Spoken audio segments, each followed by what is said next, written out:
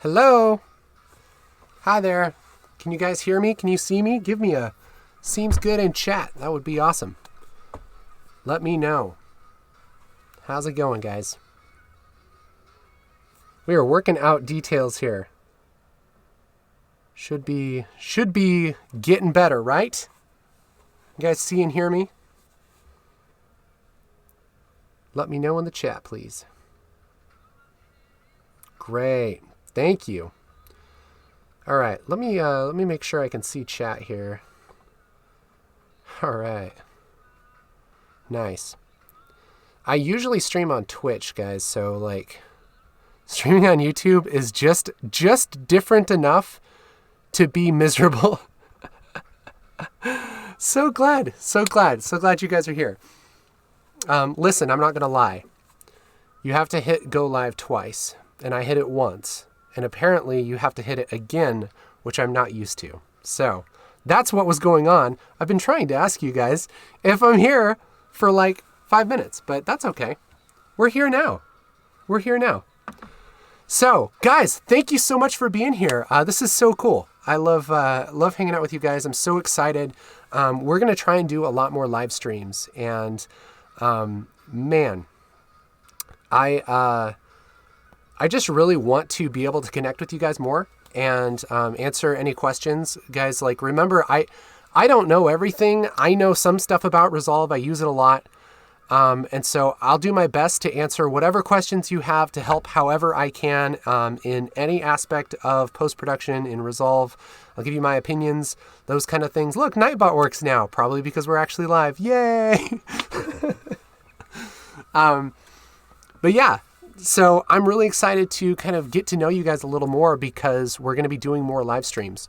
So really kind of missing that connection just because, when you put up a YouTube video, it's like, oh, it's all done and it's polished and everything. But it's hard to actually kind of have that relationship over the internet. So this is great. Yeah, I know. Oh, man. Thanks, Nightbot. Thanks. Cheers from Brazil. Hey, Felipe. Hey, Kathleen. Hey, Mike. Hey, Konstantinos. Hey, Randall. Hey, Gregory. Hey, Harry. Kevin. Myron. David. Adfilm Media. Marizo. Tromfilm. Anthony. Hurricane. Hurricane Dave. Your name is Hurricane Dave. That's a cool name. That's so cool. Man. Those look like happy little trees on your arm. Bob would be proud. Bob would be proud. Dude, I love Bob Ross so much. Like, I seriously watch Bob Ross so much. It's amazing. New to DaVinci Resolve, can you refer me to a video where it explains how to create a text scroll going across the screen from right to left? That's super easy. We could totally do that here if you want to. Probably the easiest way to do that is in the edit page. Hello. How long do you expect to be live for today? A couple hours, probably. We'll probably head out about 11:30 or 11:45 or so Pacific time. Which college university do you suggest for learning film editing? Honestly,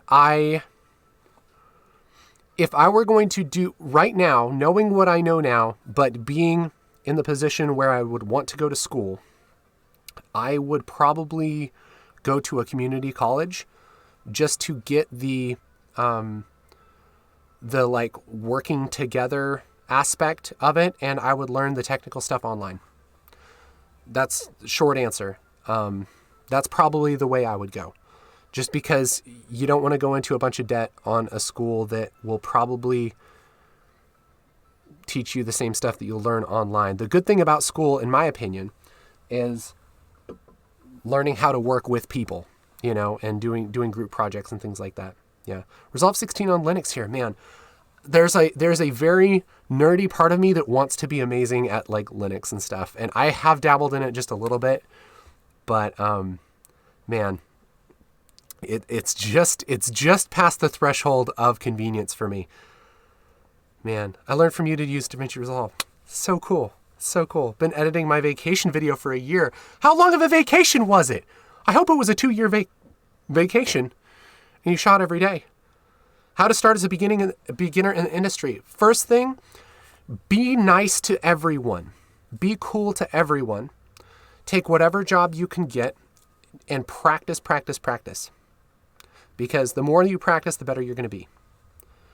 Trying to switch to DaVinci from Premiere Pro. Hey, I've been there. Best online course recommendation, pay versus free.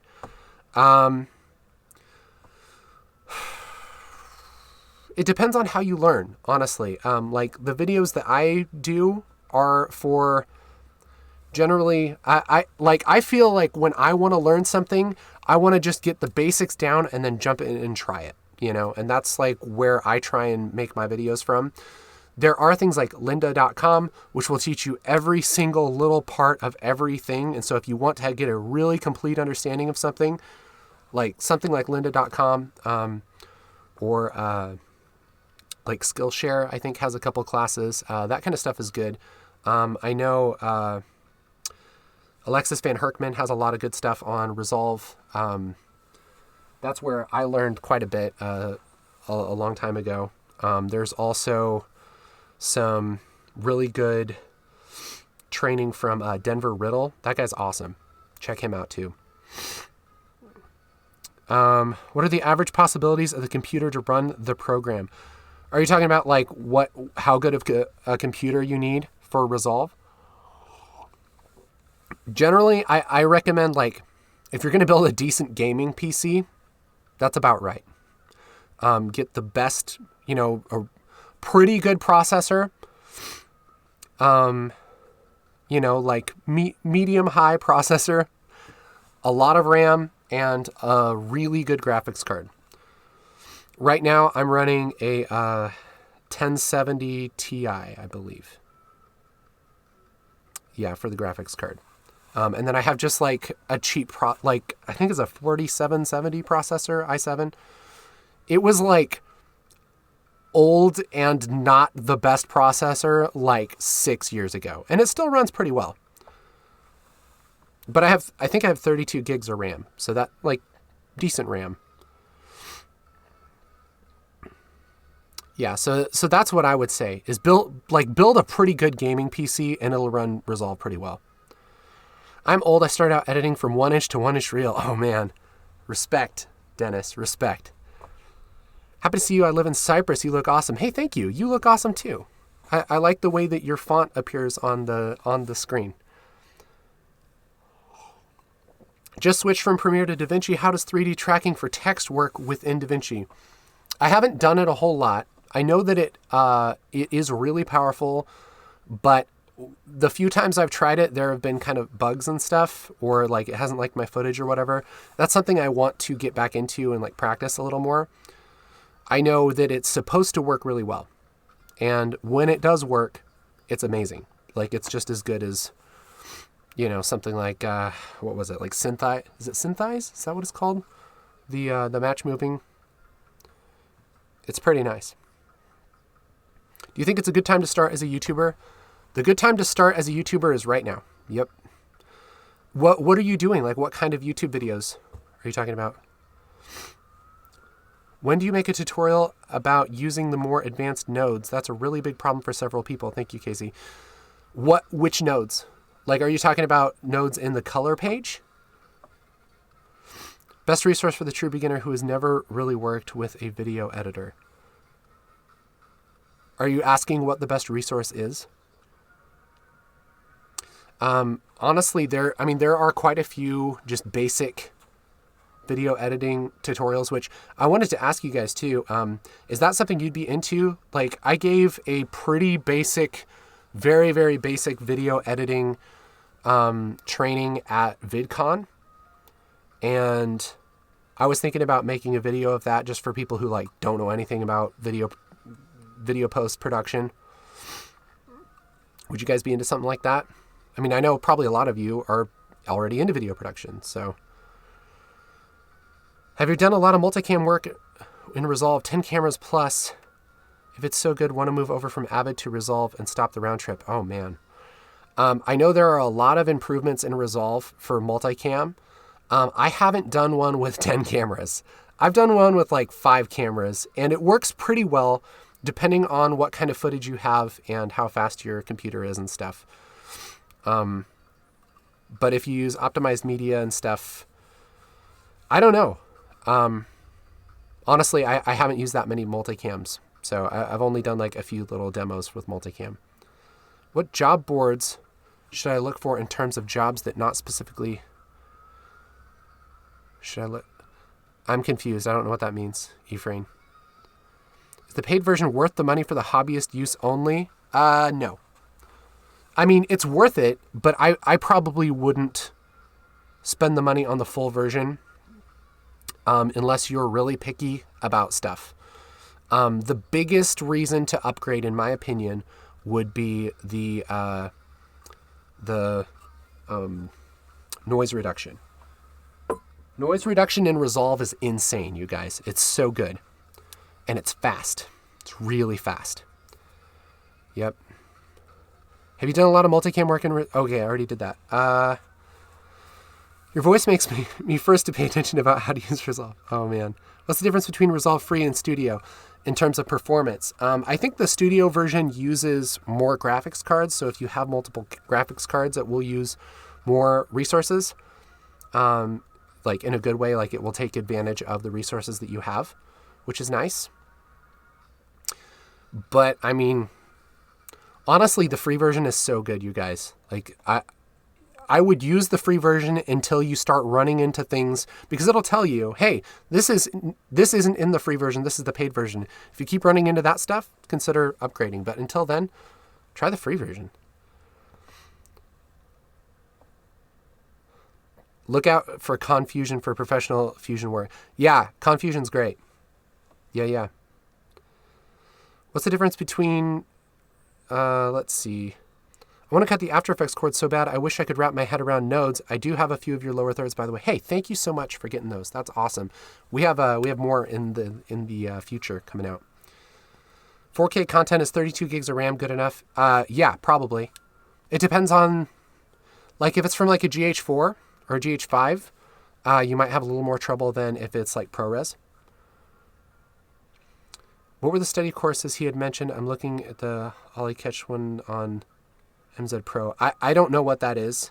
I'm not familiar with that. But I mean, for specific recommendations, I mean, definitely check out my channel, obviously, just because, I mean, I'm biased, but I feel like that's the training that makes the most sense to me is the kind that I make. But yeah, Denver Riddle, learncolorgrading.com, super good if you're looking for color. I'm happy with Dell T7100 Quad Xeon 16 gig RAM, NVIDIA Quadro K2000. Key is super fast SSD setup. The whole thing costs about $1,000. Yeah, that's probably a pretty good system. Building a PC for Resolve, AMD Ryzen 3800, 64 gigs RAM with ASUS. What kind of graphics card? CSGO Chingli. I'm talking about splitter combiner nodes. Yeah, so why do you want to, like, why are you interested in those? Is it just for curiosity, or do you have like a specific need for them?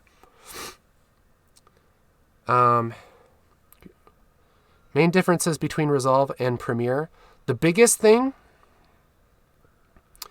between Resolve and Premiere is Premiere is just an editor. Resolve is like the entire Adobe suite packed into one editor. That's the biggest thing. And it's free, you know? Hey, thanks, Mark. Appreciate that. 4K and above renders is a big reason for Studio. Yeah, if you're delivering over 4K, yeah, that's probably a thing. 16.1 is already released as non-beta. It was like a couple days ago. A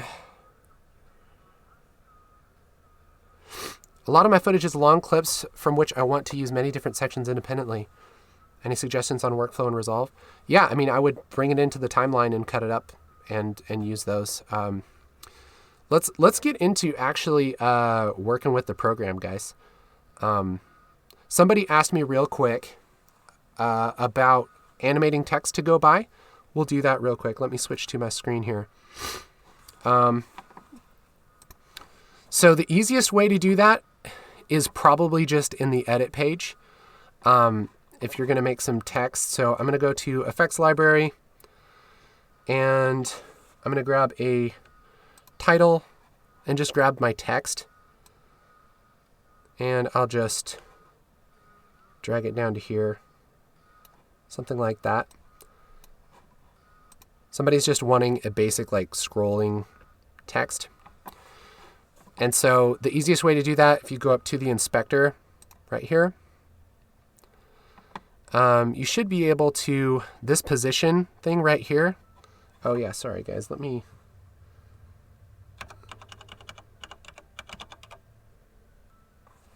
highlight my cursor here. You can just animate this position and that would totally work. So I'll just go to the beginning of our shot and I'll push the position X over quite a bit. One thing that I don't enjoy too much is that this kind of jumps around. Let's do like 2000. This kind of jumps around, like when you drag it to the right. It's frustrating because it kind of jumps around. What is my computer working on? I don't know. All right, and then we can just take it like that. You just drag that X, make a keyframe right here. You just click on this little diamond, and then just drag the X down there, and then it animates it across, right? So really simple. So that's like the easiest way to do that really quickly, you know? Big thank you for helping out so much. Awesome. I'm running an RTX 2070 graphics card with 64 gigs of RAM and the system runs really well. Yeah, I imagine. That's probably really good. Should I stick with Windows Movie Maker? No. I wouldn't. I mean, unless your system can't handle something like Resolve. There's no reason not to try Resolve, guys. Like, there's, you know, because it's free. And as long as your computer is good enough, I mean, it's great. Which, if you're wanting to do video, you're going to want to have a decent computer no matter what app you use, you know? What do I think of Cinema Grade? Cinema Grade's freaking dope, man. I love Cinema Grade. It's great. Yep. Very, very cool. I'm excited for the future on that. Really enjoy your channel, Casey. Thanks for all you do. Thank you. Guys, by the way, if I miss something in chat, I'm sorry. If you ask a question, feel free, and I don't answer it for a few minutes, feel free to put it back on. Nobody's going to be mad about that. Edit versus the cut page. Are you using the cut page now in Resolve 16? Yes. Okay, so check this out. Let me show you the edit versus the cut page. This is something that's really confusing for people.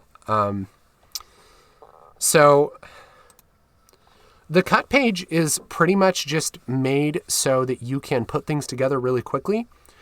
It's all about speed, and it kind of just tries to optimize the interface to where you don't have to move around, like zoom in and zoom out, move stuff around as much. So so it's basically just, it's built to make so you don't have to like mess around with all that stuff. And so up here in this timeline, this is the fully zoomed out version of the timeline. And so you can see your whole project from beginning to end up there. That's like, you know, the map of the world, right? And then down here, this view of the timeline is like the zoomed in view. Okay, so that's the magnifying glass on the map. But it's the same timeline. And so here, if I need to go to the very end of my timeline, I can just click once, beginning, click over here, and then make some adjustments down here if I want to make like little adjustments, right? But in the edit page, I can move around like that, but then I have to zoom in, which, oh gosh, here we go. And if I want to, I could like Shift Z and then go around here, Shift Z, and kind of move in like that. But it's just a lot more moving around to do the same basic stuff. And so that's kind of the big thought behind having the cut page and the edit page. I do use the cut page quite a bit. And what I usually use it for is assembling a basic edit. Generally, if it's a visual edit, that's what I find myself using the cut page for.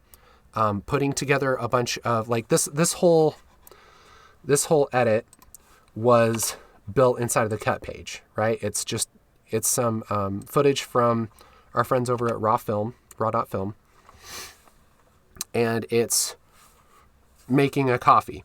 And so this was all built in the cut page. And it's just a really nice way to put together an edit like this. Something like a vlog works really well. Anything that's really visual works really well with the cut page. There's also a lot of really cool like multicam stuff in the cut page, syncing up multiple cameras and kind of doing multicam edits works really well in the cut page. That kind of stuff is great. If you want to get more detailed, like with audio, or you want to adjust how audio tracks work, the cut page is a little awkward for that, in my opinion, at the moment. But the cool thing is Resolve shares a timeline throughout everything. And so if you go to the edit page, you can adjust your audio and get really, really detailed with everything that you want in the same timeline. And if you want to go back to the cut page, you can just click back to the cut page. It's really great. So I actually find myself using it quite a bit. I find it's more enjoyable to do edits in the cut page. It's just when you run into things like wanting to do some more detailed adjustments, I'll usually switch over to the edit page.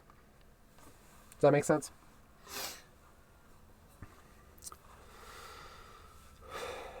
Is there a good source for all node options explained in detail? I think there are some videos on YouTube that explain all of them. Are you talking about color nodes? Now everything's getting confusing because there's fusion nodes, there's color nodes. Man, if they build nodes into Fairlight, what are we going to do?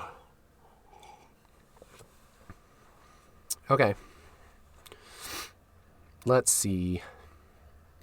Yeah, and I did do a tutorial, thanks for linking that, Dan, on a lot of,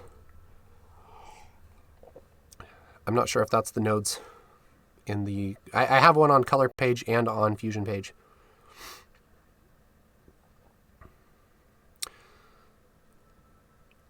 You guys are mainly shooting Blackmagic cameras and editing in DaVinci. Do you shoot Blackmagic RAW? We just got a Pocket 6K, which is the first camera that we had that can actually shoot Blackmagic RAW. And so far, I've just done a couple tests. I haven't done a bunch of stuff with it. So far, it's unbelievable. It's so good. It's so good. Did quite a bit. I mean, I did, a few tests with it, and I really, really like it. It's really easy to play back. It's raw. I mean, so you can adjust all the raw color and everything. It's really good, really good. But usually we'll shoot ProRes. If we're shooting a bigger, something where it has more footage, we usually shoot ProRes LT, and it looks great. There's kind of the technical side of things where raw technically looks better, if you pixel peep, right? Or like ProRes HD or HQ. Is that right? ProRes 44. Is that right? Gosh, I can't remember. That stuff, I mean, it technically looks a little better. But for most projects, I mean, we use LT, man. We use ProRes LT. Do you prefer using optimized media? If I have time to let it render through and use optimized media, absolutely, man. It's so good. Yeah, optimized media is great. Do you have a video on noise reduction settings? No, I don't. But we can take a look at that if you want to. But really, I don't know a whole lot about it other than I click a couple little drop-down menus and I push it up until it looks cleaner. I know that's a really basic, we're like, oh great, so just apply it, but it is pretty easy. I should do a video on that soon. I assume you can use keyboard shortcuts. Are you talking about in the cut page? You guys, I totally forgot to mention, I have a Resolve keyboard here. Check this out. Your next video should be on how to use the cut page. Yeah, cut page is really cool. honestly, I mean, like I said, I did a presentation at VidCon, so I mean, I could probably record one pretty quick.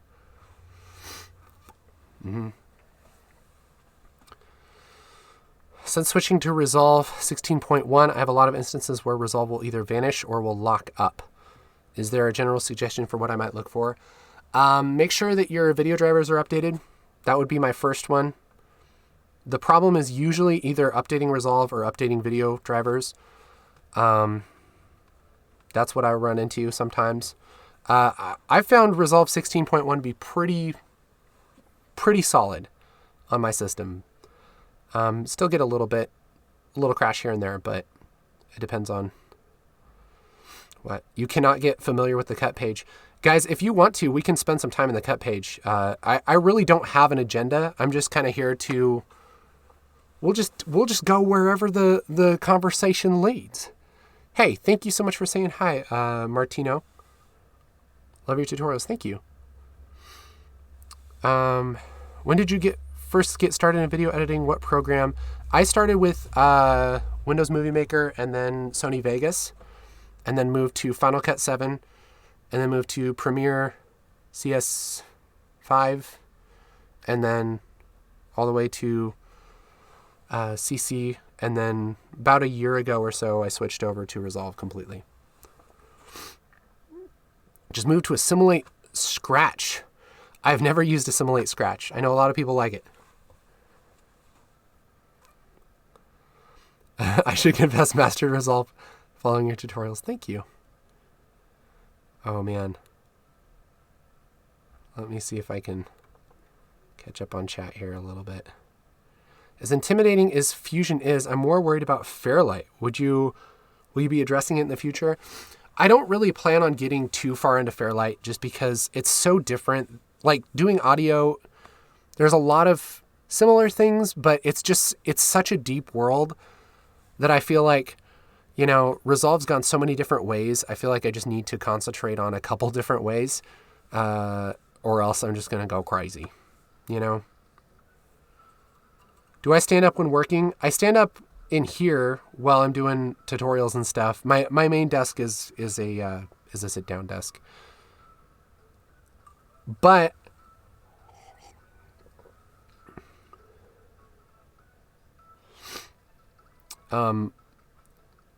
I did work at a stand-up desk for quite a while, and I gotta say I worked faster. Definitely worked faster. I was color grading a reality show, and normally it would be, like a full day to color grade, like an episode of the reality show, depending on the episode. And when I started at the stand-up desk, it was like 5 hours instead. It was like a pretty decent jump. When upgrading versions of Resolve, do you download the new installer BMD or install a new instance, uninstall the older one? I usually just install it over it, and it replaces it. I'm a long-time AE user. You took my hand and helped me cross the road to the wonderful land of Resolve. Hey, that's so cool. Awesome. It's hard to find tutorials on Fusion. Can you help? Yeah, I've done a lot of basic Fusion tutorials. It's funny because I feel like it seems like people have a hard time wrapping their head around Fusion. And so I make a basic tutorial, and then everyone asks for an advanced tutorial, And I'm like, well, but I thought you didn't wrap your head around it, So I'm like, I'm always in this, like, do I make a more advanced tutorial, or should I make like a different side of like basic tutorials? You know what I mean? But we could definitely look at some Fusion stuff here. Again, I mean, I'm learning Fusion along with you guys. I've played around with it a lot, mostly on the graphics side, just because I'm a little more interested in the graphics side. So like a lot of stuff that comes out with ground control or with my YouTube channel will probably be graphics. Just because honestly, I don't feel like I've ever been that great at VFX, and I'm not super interested in it, I mean, it's cool, but I'm like, I don't want to go out and shoot plates for a bunch of stuff. I just want to create stuff. Love the tattoo. Thank you. Do I feel the keyboard is worth $1,000? If you are doing work that is really quick turnaround and you're doing it a lot, I could see spending $1,000 on the keyboard. It is really beefy. Like, it feels amazing. It feels like $1,000 keyboard. It really does. It feels like that could be in a professional office. You know what I mean? And so if it's something where like you're cutting together news, absolutely get the keyboard. 100%. If you're doing like daily vlogs, probably, yeah. If you're putting together a vacation video every 2 months, probably not. You know what I mean? And that's the same with a color surface. It depends on what you're doing and how often you're doing it, how fast it needs to be done. And if you're getting paid for it too. I mean, if like your main job is creating fast videos, yes. What other work do I do other than YouTube? I do live streaming and video production for a nonprofit. That's my main thing. Just built a Ryzen 3900 system and it's so very fast to resolve. Great.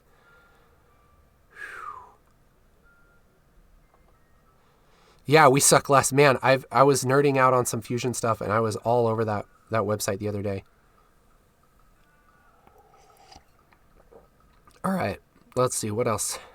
I'm new. What's this channel about? We do post-production tutorials using DaVinci Resolve.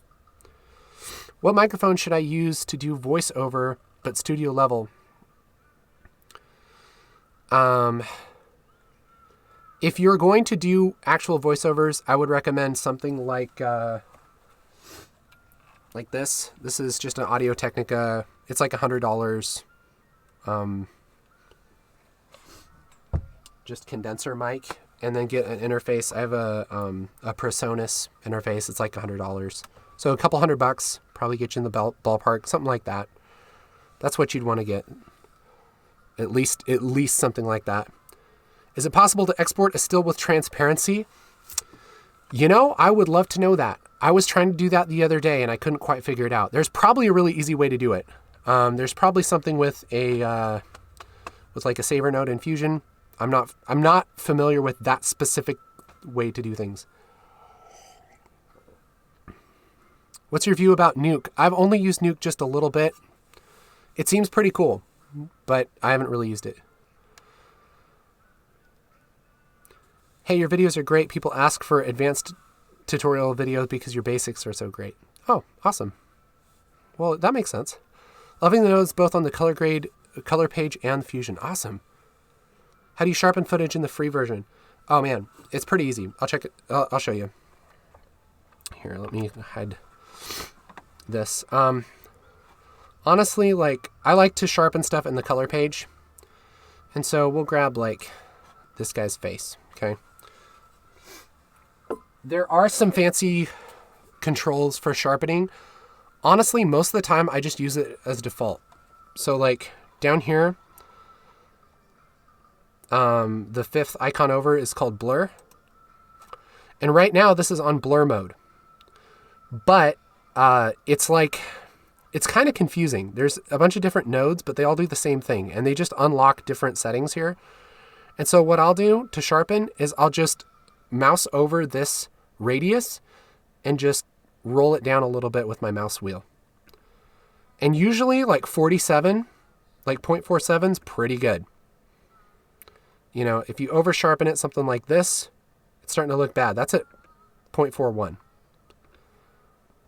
I know that's like not the most pro advice, but honestly, that's what I do most of the time, is just roll down to like 4.7, 4.4 maybe, depending on if the footage is really blurry.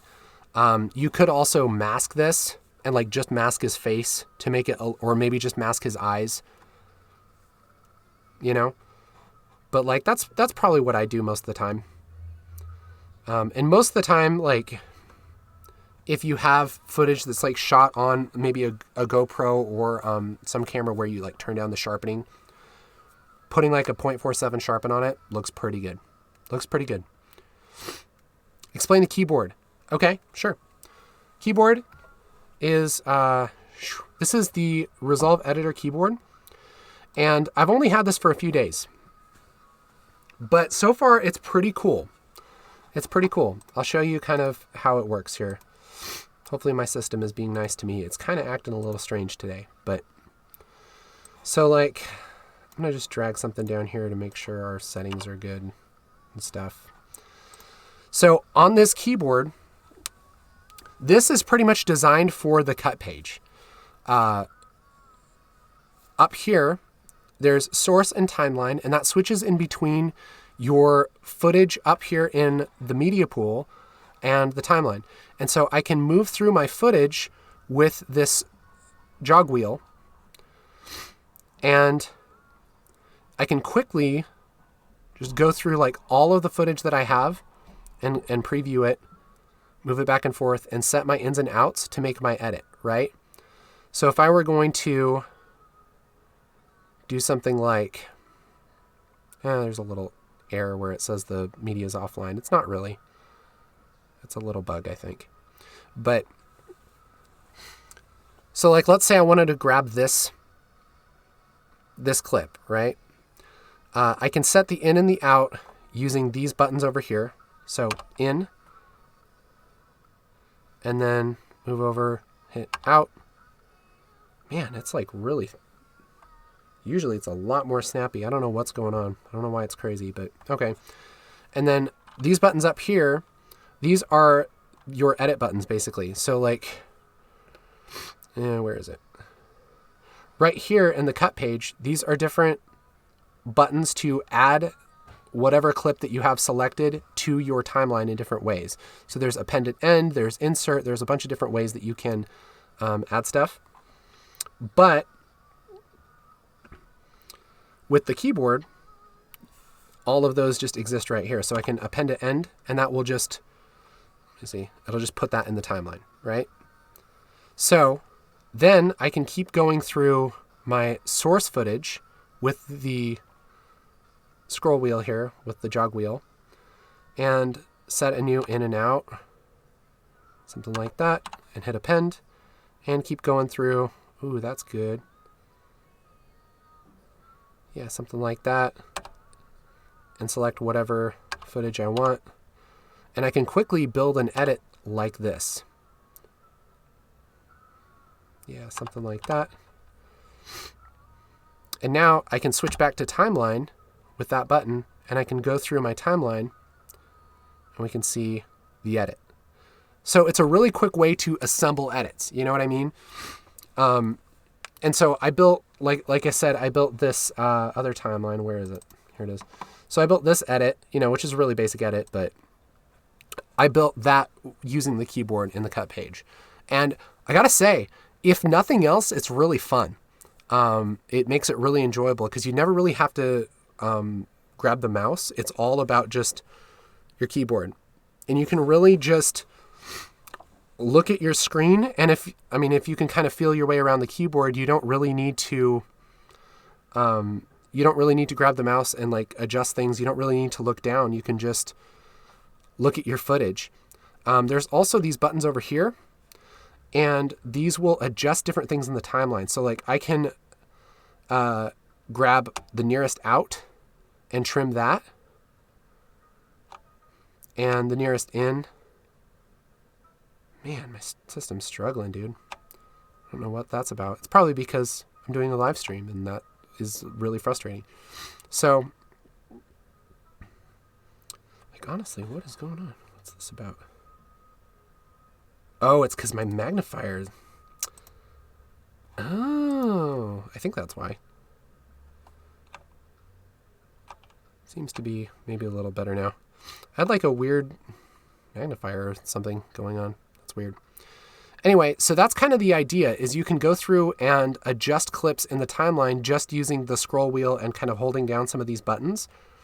And so I can like, slip and slide things, all kinds of things, just using these controls on the keyboard. And it's like a lot of the controls that you would normally grab with a mouse just on the keyboard. It's kind of like a color surface, but for editing. Super cool. I really, really like it. So, I mean, I'm really impressed with it. I think it's really cool. Yeah, you should be able to watch this back later. UI around the world.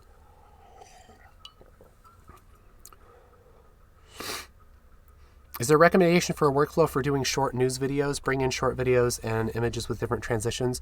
The way I would do it is build the audio first, build the voiceover, and then go and put the B-roll over it. That's what I would do.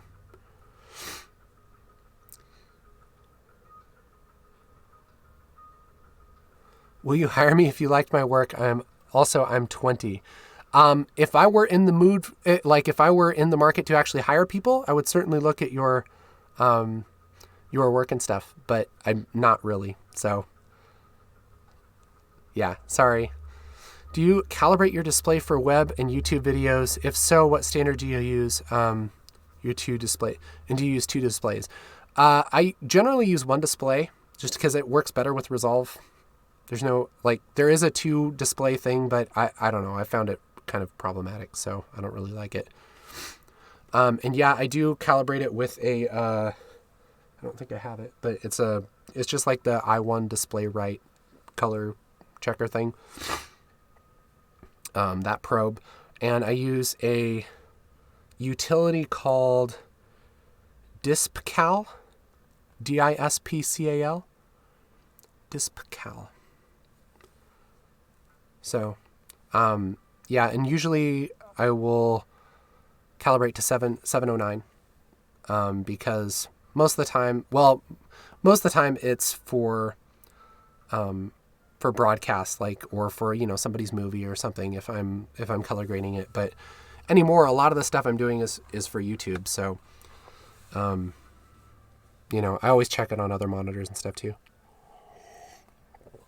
I'm honestly probably not super pro as far as monitor calibration and stuff. I kind of do a basic calibration and I make sure to check it on a couple monitors.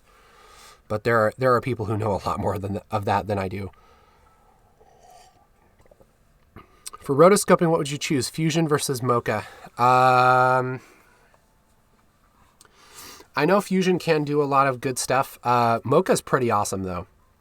I haven't done a lot of it in Fusion. I know that some people really like Fusion for rotoscoping, but I've used Mocha for rotoscoping quite a bit, and it's really nice. What monitor do I recommend for video editing? Whatever you can get. An IPS monitor, though, because that has consistent color. Like if you look at it from different angles and stuff, that's a big deal. Just the nicest monitor you can afford, basically, and make sure it's an IPS. Will you be doing any videos on the collaboration part of Resolve? Maybe eventually. We've talked about doing that, like with our studio, trying to make the calibration or the collaboration stuff work. We tried it for like an afternoon once, and I couldn't figure it out, and I probably need to read the manual. Can you talk about keying or pulling keys in the color page and Fusion page? Paid in studio version. Sure. So really, in Fusion, it's pretty complex. Like if you're doing it like a green screen key, there's quite a bit to go through, which I don't really have any footage ready for that. We could maybe next time, if that's something you guys want to. I can try and find some footage to key. In the color page, I mean, it kind of depends on if you're like talking about removing a chroma key. You can do that in the color page. But it's not really the greatest way to do it. But the basics of a key are all the same. It's selecting a group of colors and making an adjustment to that group. So like if I wanted to, let's find something that would actually make a difference here.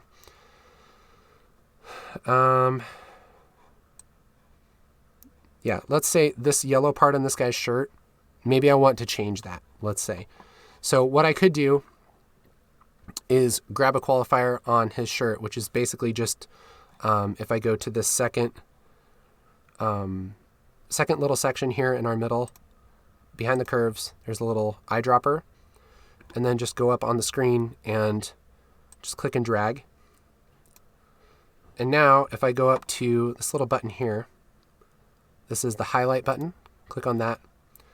And then we can see this is what's selected. And I can adjust my selection down here with these sliders. And basically, you just need to play with these sliders until you get a good key. And that's true for anything. If you're doing a green screen, it's like the same thing. You just be selecting the green screen and then it would be deleting it.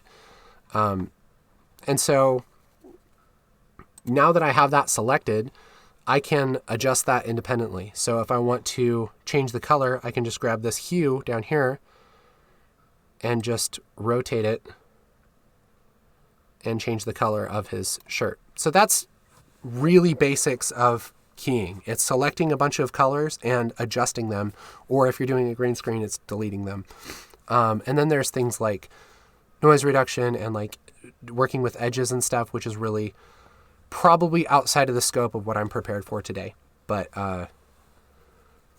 it's really interesting, and there's definitely good and bad ways to do it.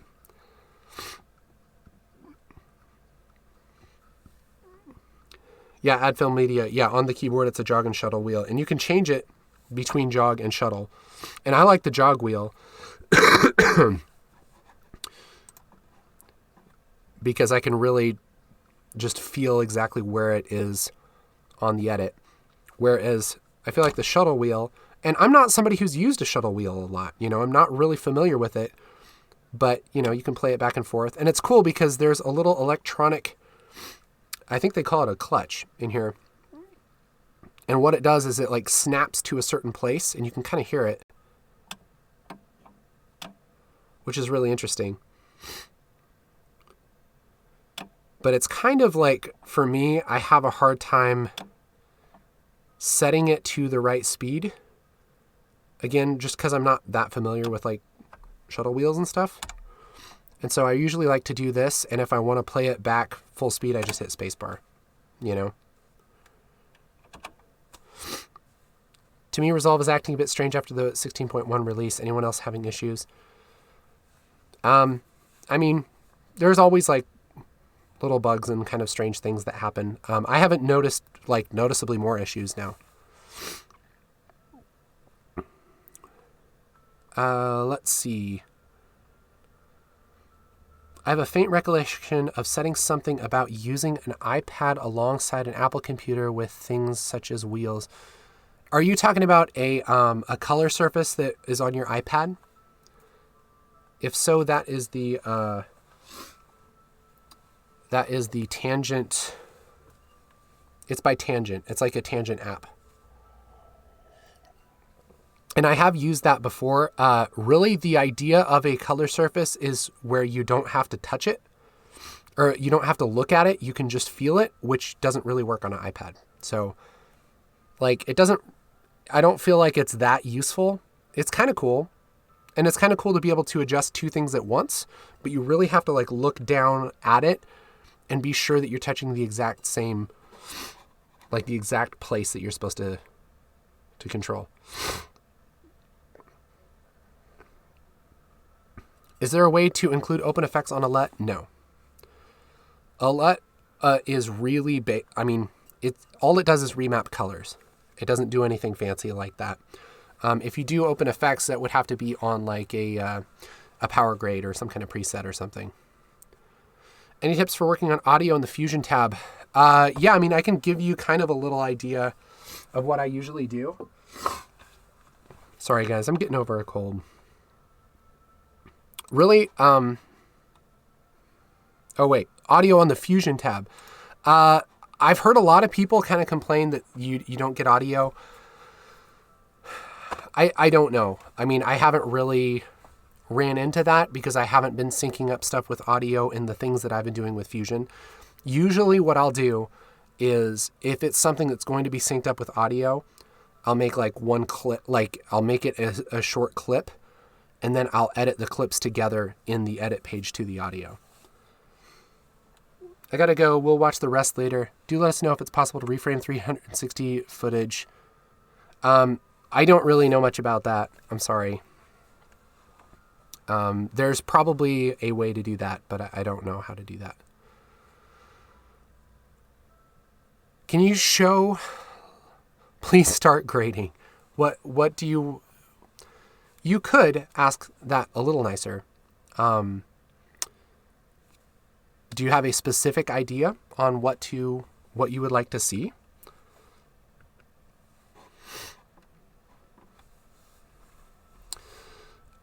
I like having the scopes, oh gosh, up on the second display while I'm editing. Like the color scopes? Do you think it's worth getting Boris effects for DaVinci? I'm not super familiar with Boris effects. I've used them a little bit. It depends on what you're doing. If there's a specific one, it might be worth it. But I know that DaVinci has a lot of built-in things. Does the keyboard feel like a quality mechanical keyboard? And how about the jog shuttle wheel? Does it have weight to it? Absolutely. It's super quality. Super good. I'd 100% never call this dinky at all. It feels really good. Title and LUT giveaways. We should probably do a giveaway. We're trying to figure out... we were going to use Nightbot for that. Oh, I guess Nightbot's probably working, huh? So, Dan... if we could set up a giveaway, that would be really great. And what we'll do is we'll have a keyword that you guys put in chat, and that will enter you into a drawing. And the winner can either pick our Fusion Titles for Editors pack from Ground Control or any LUT pack you want. Okay? So that's what we'll do. So Dan Bernard Media, that's my buddy Dan, helps me with everything. And he will tell you how to enter and what to enter. So let's see. Just tuned in, but would like to know if I need to install Fusion to use stabilizer. No. Are you talking about just like the camera stabilizer? No, you don't need to install Fusion separately from Resolve at all to use anything in Resolve. And the camera stabilizer is actually the one from the color page, I believe, in the edit and cut pages. Do a green screen tutorial where you have glass in theme. I have trouble green screening when holding a glass. Oh man, yeah, that would be experience. That would be rough. Yeah, maybe we'll do some green screen tutorials sometime, guys. What do I suggest to get industry experience? Work on your own projects as much as you can. Make a ton of stuff. Because even if nobody's paying you to do it, take a week, like on your weekends, make the best things that you can and put them in a reel so that you can show people that you know what you're doing. And work on stuff for free. Honestly, that's the way to get experience and to get connections and stuff.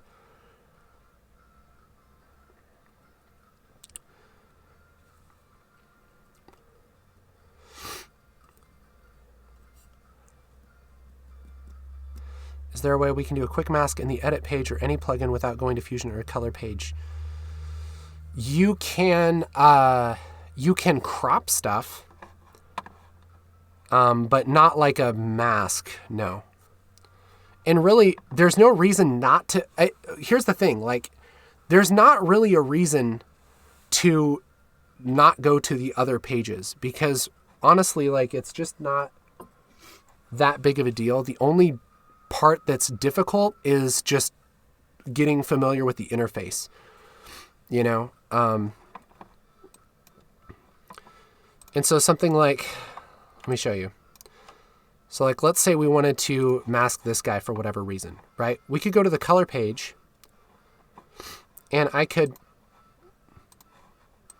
make a circle, right? All I have to do is just click on that circle. And let's see. Oh gosh, I forgot how to do that. Can I? How do I do that? clips and selects. There's a way. Well, now I'm eating my words. I thought it was easy, casers. I forgot how to do that specific part. But like, what specifically would you mask in like the edit page? Are you talking about like a... Like, I feel like a lot of the things that you would do would be easier to do in the other pages anyway. You know what I mean?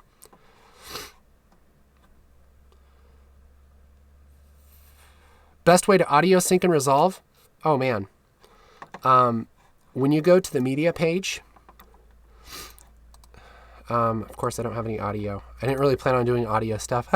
But what you can do is if you have, and I do this all the time, like if you have a separate audio and you have your camera, you can select them both like this and just right click. And I don't know if it'll pop up because these aren't audio, but there's an option that says auto sync by waveform, I think is what it's called. And it will just automatically sync your audio with your video, and it will replace the audio track in your camera. So you can just bring your camera in with synced audio. It's so good. It's really good, guys. Do you use edit or cut workspace the most? I use cut probably a little more than edit. I use edit to adjust things that I can't adjust in cut. But for the most part, I for like the main first few passes of editing, I'll use the cut page. Because you can do a lot in the cut page. And it's honestly just a nicer experience for me. Even though it's less familiar than like, if you're coming from Premiere, the edit page is going to make a ton of sense, right? But the cut page, even though it's a little different, it's really nice to be able to edit in the cut page because you can jump to anywhere you want in your sequence. It's just like, I don't know. It's just optimized for speed, and it feels like really just clean to me. I really like it a lot. Are there more keyboard shortcuts to jump between pages, for example, from cut to edit? Yeah, there are keyboard shortcuts. I don't usually use them, but there are some. I forget what they are. But yeah, you should be able to Google that. Would you say a program like Pluralize would be unnecessary? Yeah, pretty much. Pluralize would probably do a lot better job with like 100 different clips, you know, like a huge sequence. But Resolve for like basic stuff, I mean, for like if you have a couple cameras, like a couple takes, yeah, it's no problem. No problem.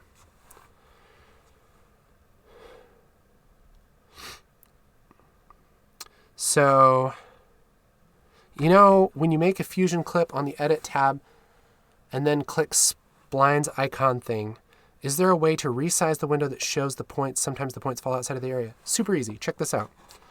So like, let's just grab anything. Let's grab this guy. Fusion. So this person's asking, like, if you're animating something, let's say like maybe this text coming in, right? And guys, if you want to stay in Fusion for a little bit and talk about Fusion, we can totally do that. I'm looking at this specific question. So like, this is some dude, right? And he's going to come in at about this point. This is the world's greatest graphic, I know. But let's say this flies in like that, okay?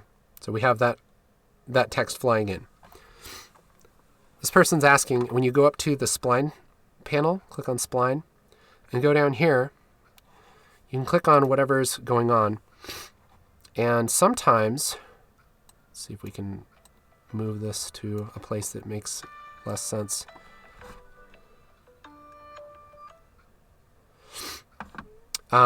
Sometimes it pops up and you can't see any of the control points and it sucks, right? And you're like, oh, well, now I could just have to freaking like move around like crazy like this and try and find the points and it's miserable. There's a button right here and this is called Zoom to Fit. Click that and that will zoom all of those points exactly where you want. And then you can select that and like hit F to flatten that out.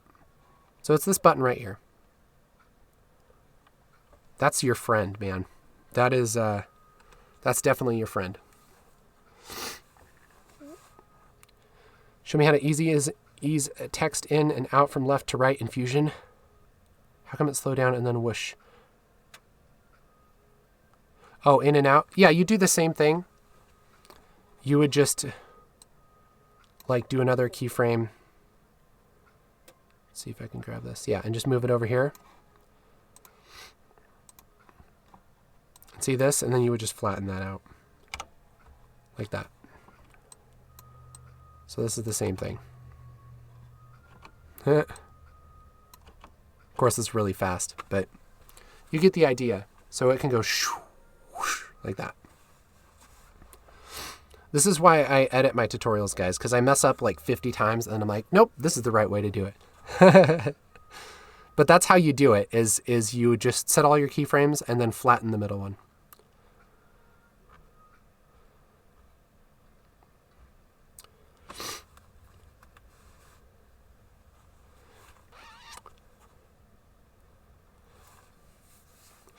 When is it better to use curves instead of sliders in the color grading like contrast or saturation? Curves, let me show you. Curves just the short answer is it's whatever you want to do. It doesn't really matter. Hey, did the giveaway work or no?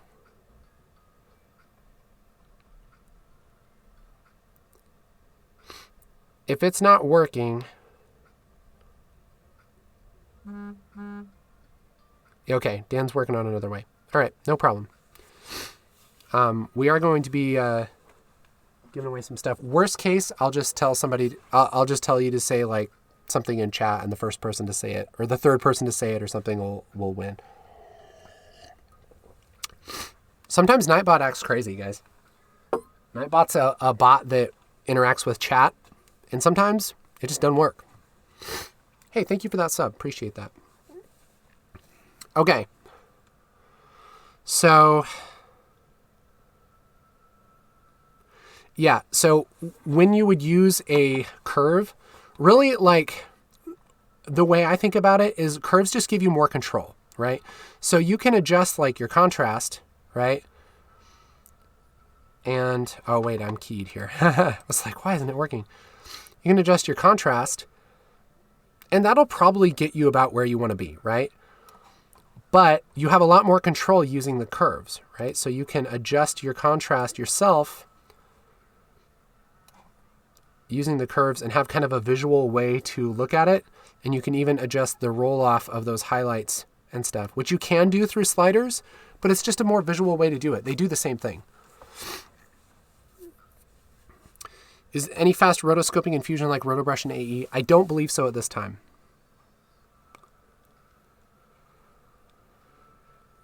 How does only Y channel and YRGB behave?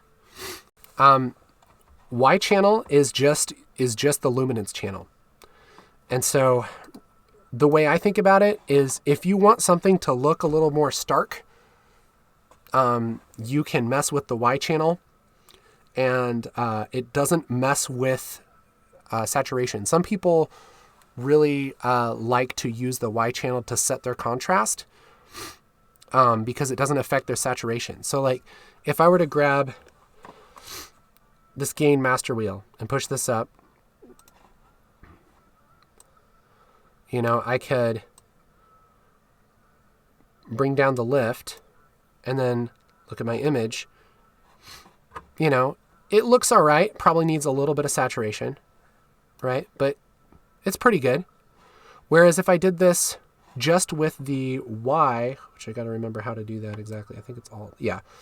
Alt. Hold down Alt and do the same thing on the sliders. And look how stark that looks. Like it doesn't boost the saturation. And so it kind of gives you more control. Like, all right, I want to add exactly this much saturation into it. It's personal preference. Do you use OpenFX plugins? I used to use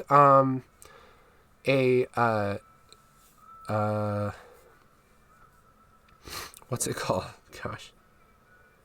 Oh, Neat Video. I used to use Neat Video quite a bit before I got the studio version of Resolve. And there are quite a bit of OpenFX plugins inside of Resolve, which are really cool. But, you know, like some of them, it kind of depends. Like there's all kinds of blurs and everything.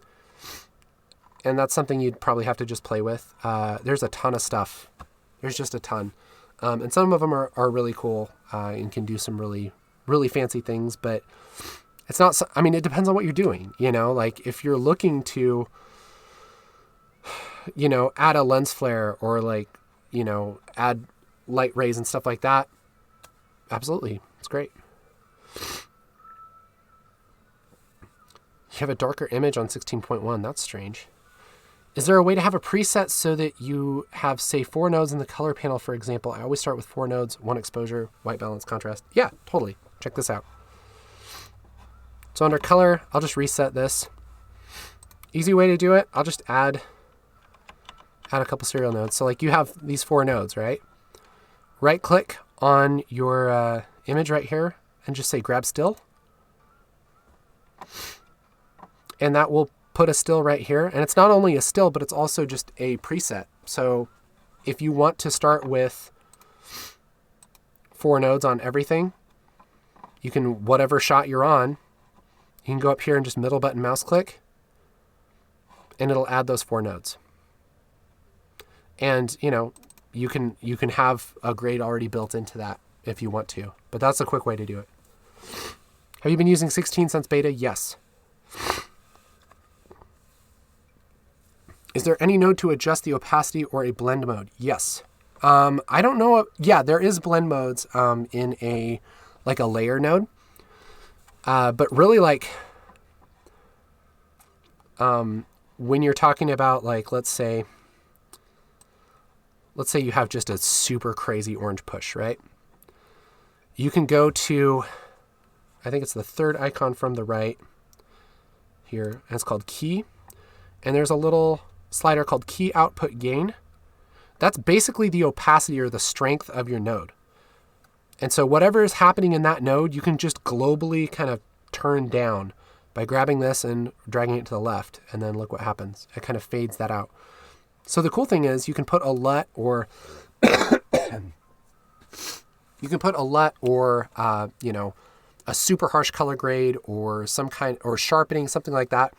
And you can turn down that gain and it'll just dial it back a little bit. That's a great way to kind of put something on really strong and just dial it to taste. That's especially good if you have like a client, somebody that you're working with that isn't really sure what they want. And they're like, oh yeah, man, I want this to look like the Matrix, you know? And so you do your initial grade, which this shot is already kind of green, but you know, you do your initial grade, right? And let's just balance this out a little more. And then you'd have your next look on it, and it's a very, very contrasty, very kind of green looking thing, right? And they're like, oh yeah, that's too much. Well, you can go to your key output and just drag that gain down, and it's like, okay, how much crazy do you want? Just a little bit? There's a little bit of crazy. It's a really nice way to work. Do you use color space transform? No, not usually. Most of the things I do, I just kind of do by hand, which might not be the best way to do it, but I don't have a whole lot of experience with like Resolve color management or ACEs or any kind of thing like that, just because I feel like it's more confusing and problematic than just doing it myself already. You know what I mean? Like I said, that's probably not the most efficient way to do it. I just haven't looked into that stuff as much. Let's do it the getaway for now. Okay, so here's what it is. We're going to do a kind of a Not the most ideal way to do a giveaway, all right? But we do want to give away some stuff here, and we can't get our Nightbot thing to work. So we're going to do it this way. So arm your keyboards, get ready to type. And the first person to write the following in all caps and put it in chat, and the first person that shows up on my chat, because sometimes things are in different order, but the first one that pops up on my chat is going to be the winner. You understand? It might be different for you, but I promise I'm not going to play favorites. You guys good? Okay. The word to type in chat to win a free LUT pack or Fusion Titles pack from Ground Control will be the first one to type puppy in all caps. Puppy. Puppy. Puppy. I like the guesses. Those are amazing.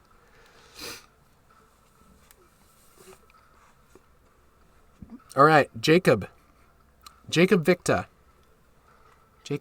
Whoa. You guys are crazy. That's awesome. Jacob Victa is the winner, guys. Thank you so much. We are going to do a couple more drawings, guys. Don't worry. In fact, let's do another one right now. Okay. So Jacob Victa, will you please email me? Please email me. That's Casey, Casey, at rthstudios.com. If you need help, message Dan Bernard Media. Okay? All right, let's do another one. I know some of you have a delay. This is not the very best way to do it, and I'm sorry, guys. Okay? How about this? We'll do this.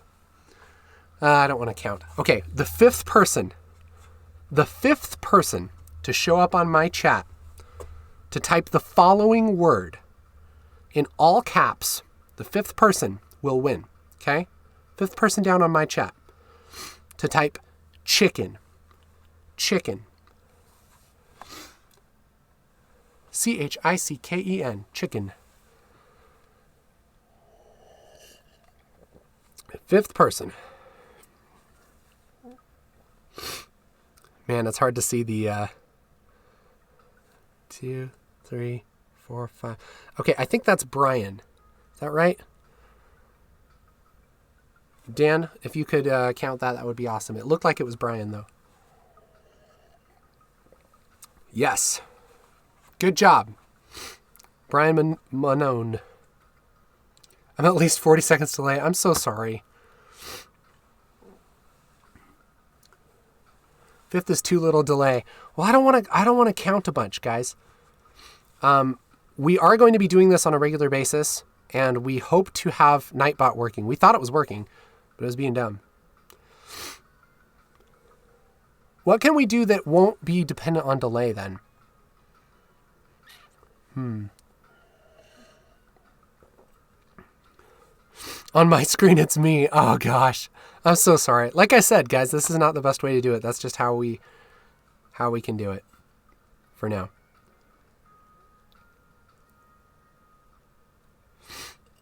Why not using a third-party page to do that? We need to set it up. That's all. All right, guys. Let's get back into some more questions, guys. I still have a little bit of time here.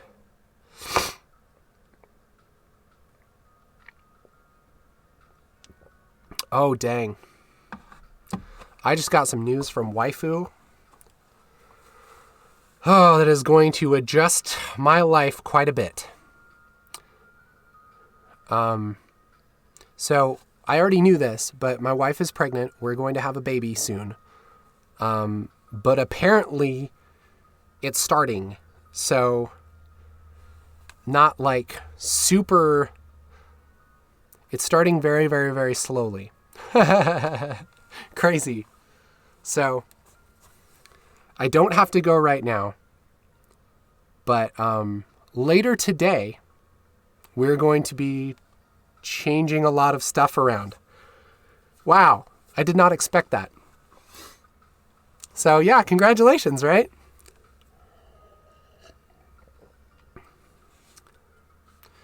Okay, for real though, I'm not just delaying it. Like there are many technical reasons why it's a very, very slow process. Okay. So please believe me, if it were oh, she's having the baby, I'd be like, see you guys. It's just she has to come home, she's going to come home and we're going to pack stuff up and we're going to go. Yeah. Don't worry, guys. I promise it's not like that. Without explaining a million things, because of some technical things, we'll be going to the hospital probably tonight. Yeah. Cool, right? Name the baby Fusion. I hope so. Time to turn in the dude card. All right. So, like I said, it's not urgent. It seems like it would be urgent, but it's not. So, I have time for some more questions. If you guys want to, again, if I missed your question, please just post it again. Chat is, every question takes long enough to where the questions are gone by the time I get back to chat. So name the baby puppy chicken.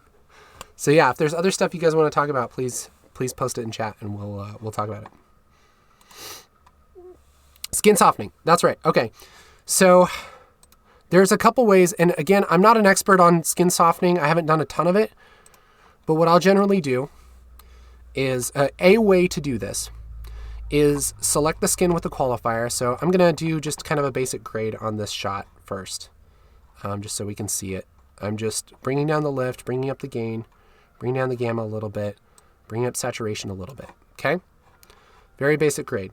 I'm going to make a new serial node. And now I'm going to qualify the skin. That means I'm just going to select it with the qualifier. And I'll just drag across his face like this. And we can see what I've selected here. And then we can just adjust this a little bit.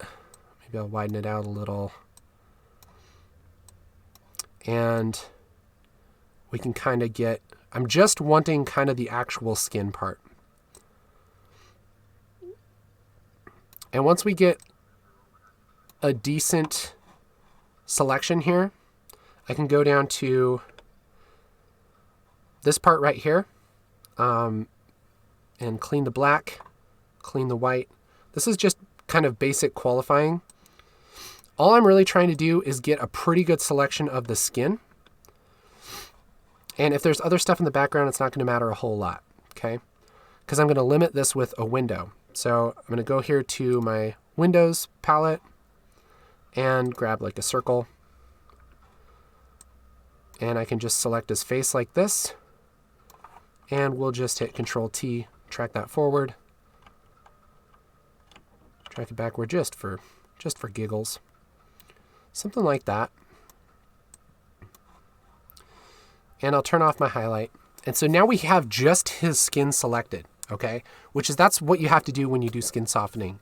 Anytime that there's a plugin that just softens skin and you don't have to do all that, it's because it's doing all of that under the hood. It's making a qualifier for the skin. So I'll zoom in here so we can take a look. A great way to do this is just with the blur palette. There is a setting called mist,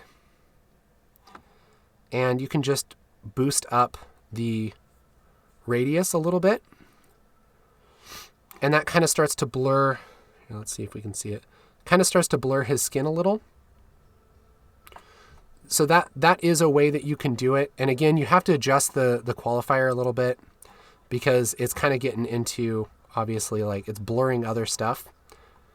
And this might be just blurring it too much, right? But you can see kind of the difference when you turn it off and on. It kind of starts to blur those parts of his skin a little bit. So that's a way to do it. Again, it takes a lot of tweaking, a lot of messing around, and also I'm not an expert at that. But it's generally qualifying the skin, limiting it with a window, tracking it, and doing some kind of blur on it. Is the keyboard worth it? If you do a lot of quick turnaround work, on a regular basis, I think it's worth it. Yeah. Is there a way to resume a paused render? I don't remember if you can. Can you pause it? Can you pause a render? So if I were going to, I think you just have to cancel it. I don't think you can pause it. Maybe you can. I'm not sure on that. I'm sorry. Best playlist to learn Resolve. I would definitely check out my Resolve 16 crash course. That's the best thing I can put together to teach Resolve in the quickest amount of time. How come a Fusion clip is empty when I come back to it? Still looks the same on the edit page, but the nodes are gone. I think what it will do is close the Fusion clip, and you might have to just reopen it from the timeline sometimes, or from the media pool. When color grading a lot of clips, do you color correct all and apply a look in the end to all? So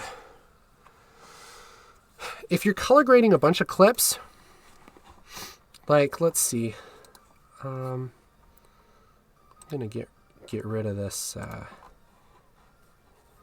get rid of this Fusion comp here. How do I do that? I know there's a way to do it. Can I just remove attributes? I don't think so. I forget, but there's a way to just get rid of the Fusion comp that's attached to that. Sorry. So what I'm trying to do is, so like if you have a group of clips, let's say, color grading a lot of clips, do you color correct all and then apply look in the end to all? Oh, so like color grade each one? Yeah, generally, that's what you'll do. What I'll do for the most part is I color grade in passes. And so the idea is to make every shot look good by itself, and then you put a look over it, okay? So, for instance, what you can usually do is cheat a little bit. And so I'll just do kind of a basic grade on this shot, right? And so it's just kind of contrast and saturation, a little bit of balance in the shadows.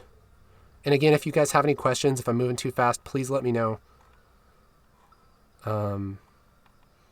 There's like kind of a mix of experience here. And so I want to make sure that everybody gets something out of this. And so like, here's a basic grade, let's say.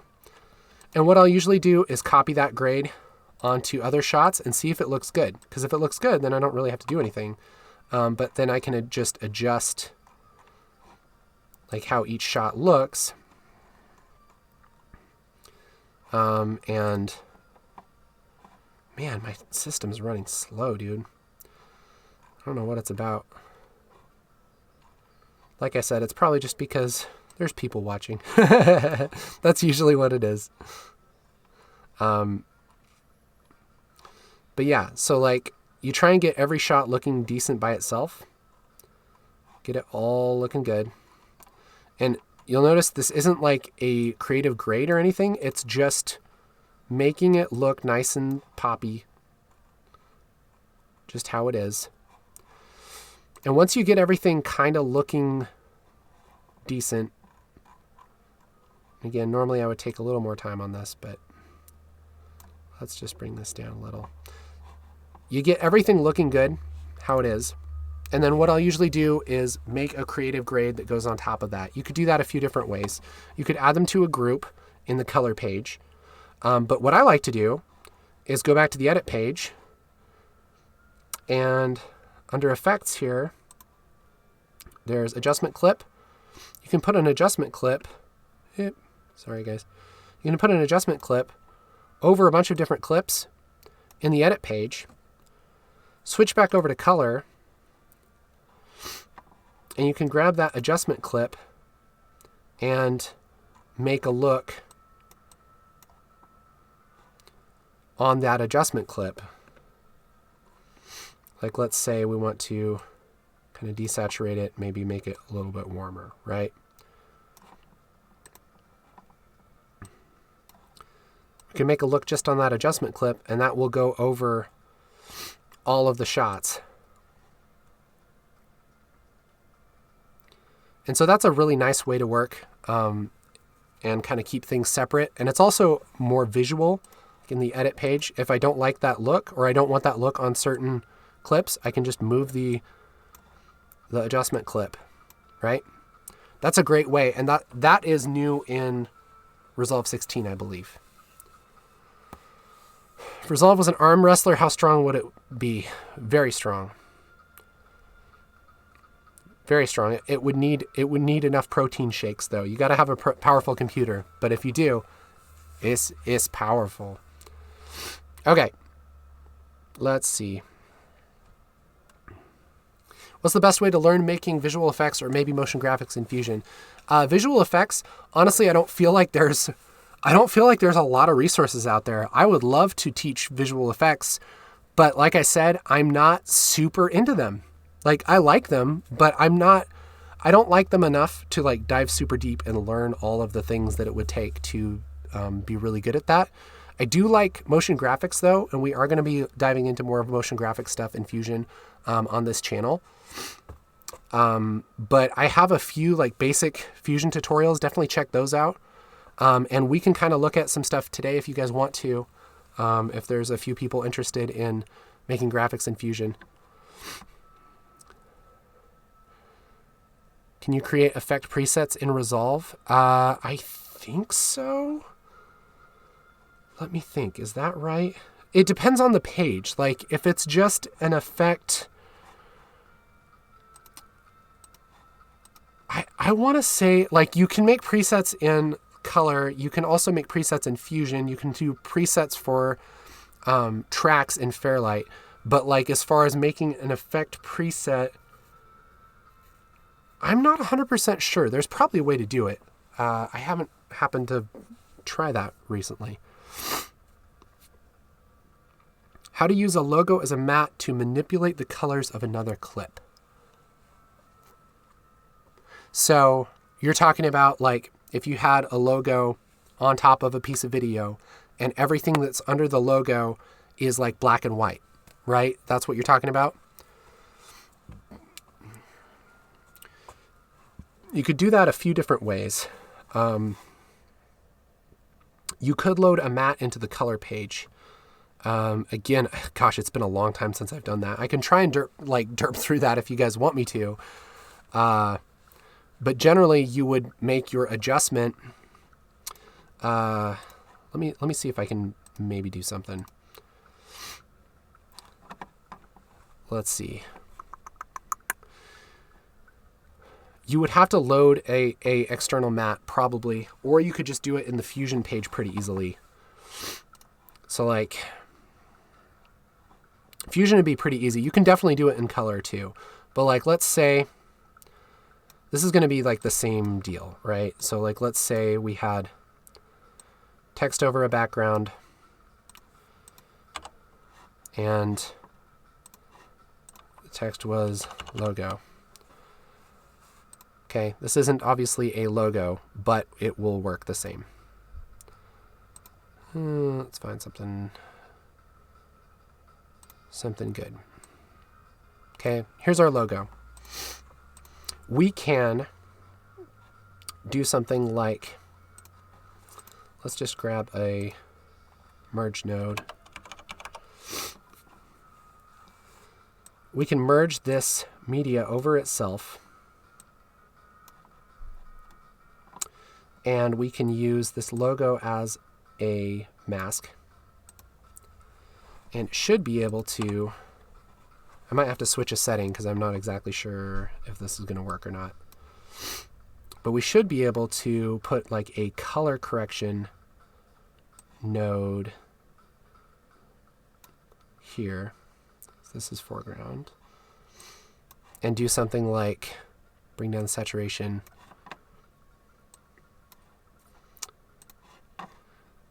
And for our matte, we will change this to luminance. Yeah. So let's grab this.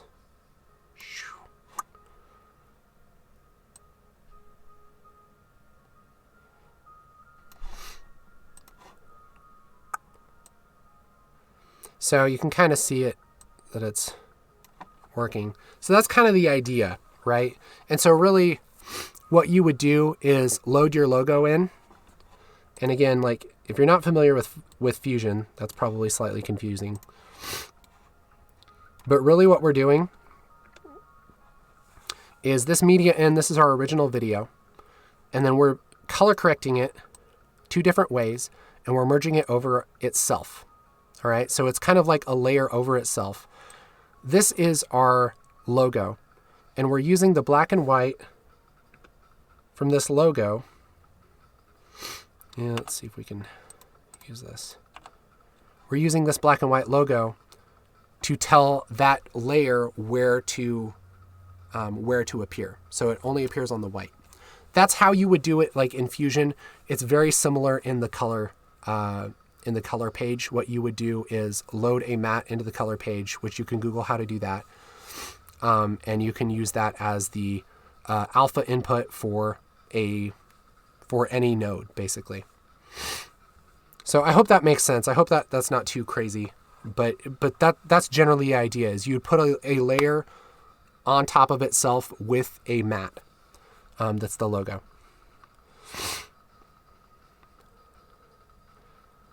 All right. Let's see. Oh, great. I can scroll this way. That's much better.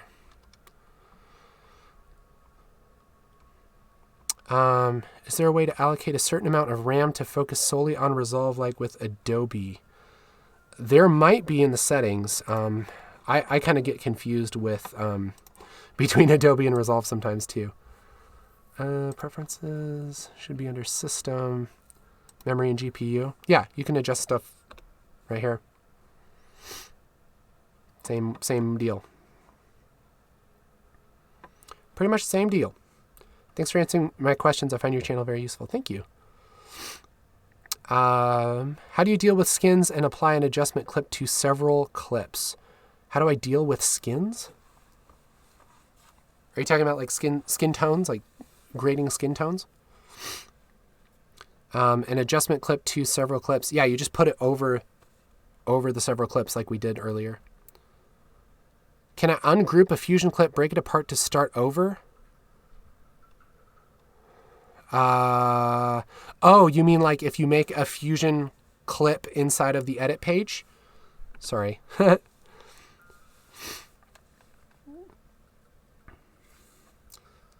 Can you create tools like preset LCut or JCut? I don't think so.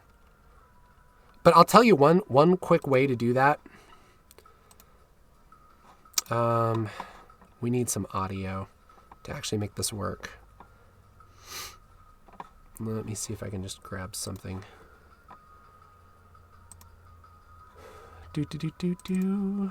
I'll grab some kind of music. Sure. Okay, so if you have your audio, let's say you have your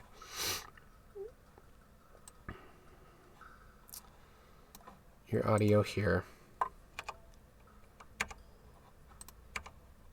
And then let's link these. Okay, so you have your audio and your video, right? And they're linked. A cool thing is if you hold down Alt, you can adjust just one of them.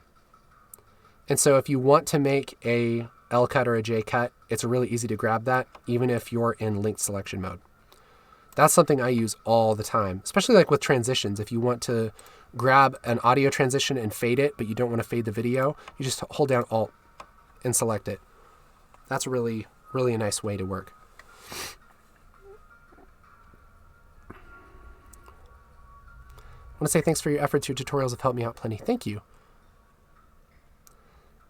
Color Planes 2 is a transition of Photo Studio. Is it possible to replicate this effect in DaVinci Resolve? I'm not familiar with that effect. It's probably possible.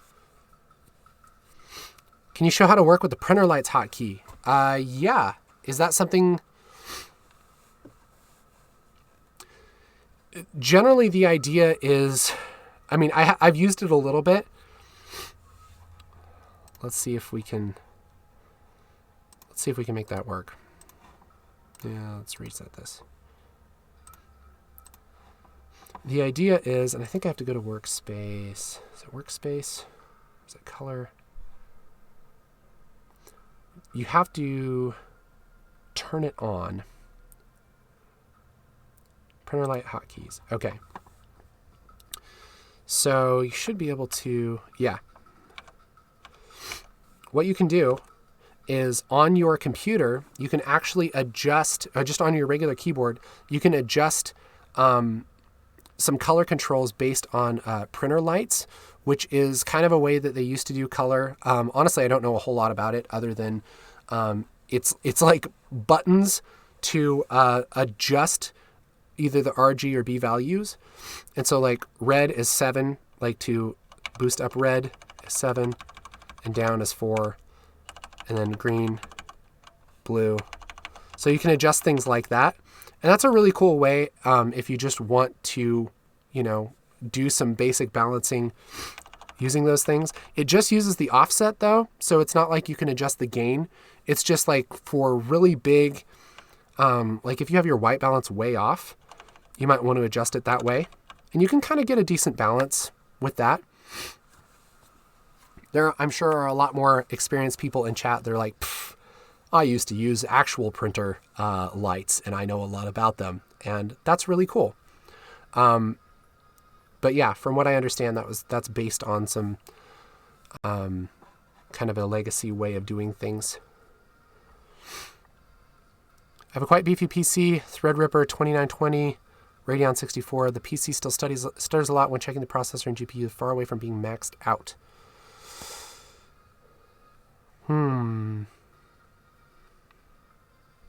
GH5X264, that could be a thing. Yeah, I mean, it depends on what you're editing, really. It depends on the kind of footage you're working with. But yeah, I'm not sure exactly why that's happening.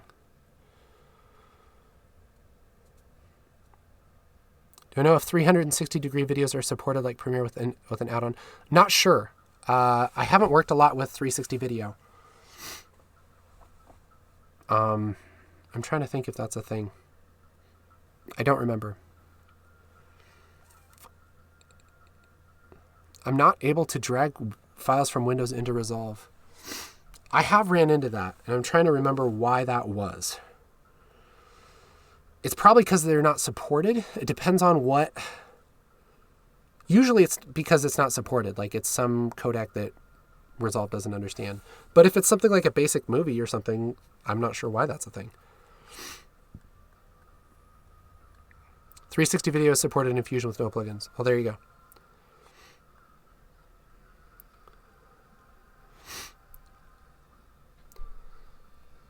Computer specs are, I think it's like a 4770K i7 processor that I got a long time ago, 32 gigs of RAM, 1070 Ti graphics card, SSD. Sorry, I wasn't explicit. The question is, how do you deal with skin tones in individual clips when you apply a color grade to several clips? Well, if you're doing like a look over multiple clips, then yeah, you have to probably adjust that individually under that look. I mean, it really depends on the situation. It's hard to just say in general, but you know, you can always do things like isolate the skin tone. You know, if you're not using like an adjustment layer over things, which we can switch out of that. So, I mean, if there's something like, let's say, I'll make a layer node. So you can do something like just isolate these skin tones, right?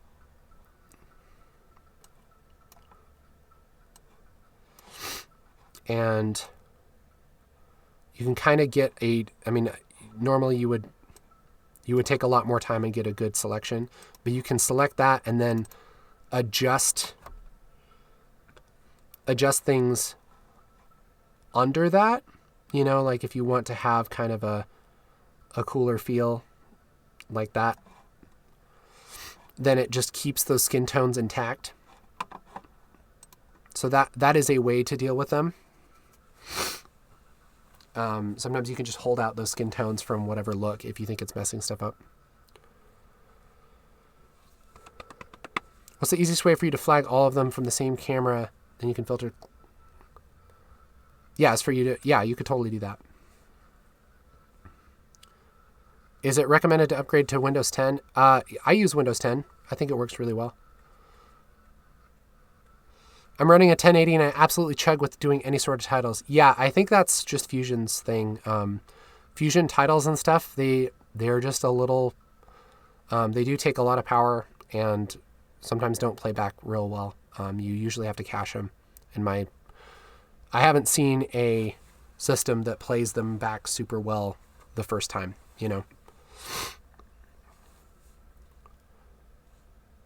What's my experience with multicam editing in Resolve? It's pretty awesome.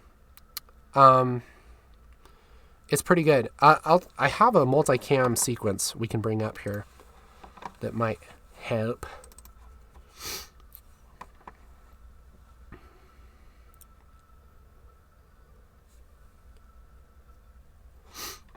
Okay. So this is some footage from Blackmagic. And this is cool. Like in the cut page, this is really neat. The cut page works with multiple angles really well. It will automatically kind of sync things up based on time code. And it will also, you can also sync things up based on audio waveform. But it's really cool because, like, if I want to, say, cut to a different camera here, like when this fire starts, I can go and find a different angle. So like the stove cam, let's say. I can go and find a different angle. And what's cool is I can even hit F on the keyboard, and that will bring me right to where I am at in the timeline. And I can set my in and my out, right? And the cool thing is that if I want to put this this clip over that clip as like a second camera, there's this button right here. This one, source overwrite. Source overwrite looks at the, like how the clips are synced up, and it will put it in the timeline completely synced up. So check this out. Like if I go back here, it's completely synced up. And like, I didn't even have to do anything. I didn't sync these up or anything. They're just in the sequence, and it automatically finds out how to sync them up and puts it in the right place. It's pretty cool. Another cool thing is the sync bin. If you click over to there, that basically makes a multi-camera sequence for you based on what's in the media pool, and you can limit it to like things only in one folder or whatever. So it's cool because you can kind of go through this just like a multi-camera sequence, and place your different clips and stuff. What's really cool is when you have the keyboard, you can actually just move through and find something that's really interesting. Let's say like here on camera 2, you can see she kind of puts down that little bowl. I can take right here and just hold down 2 and then roll to the right, and it paints that clip in. Check this out. It paints that clip in.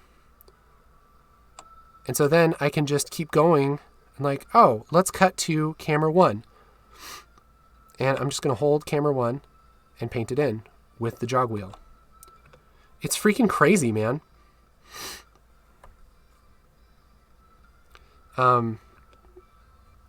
But yeah, like that's a really cool part of the keyboard. Like, oh, I'm going to cut back to camera 2. You just paint it in. It's super neat. Like, that's such a cool way to do that. That I just haven't experienced in any other software. Yeah, isn't that rad? It's super rad. Yeah, so it's really good for stuff like that. You know, again, you have to have a powerful computer to play back multiple streams of stuff. So, why don't my transitions work at all? Are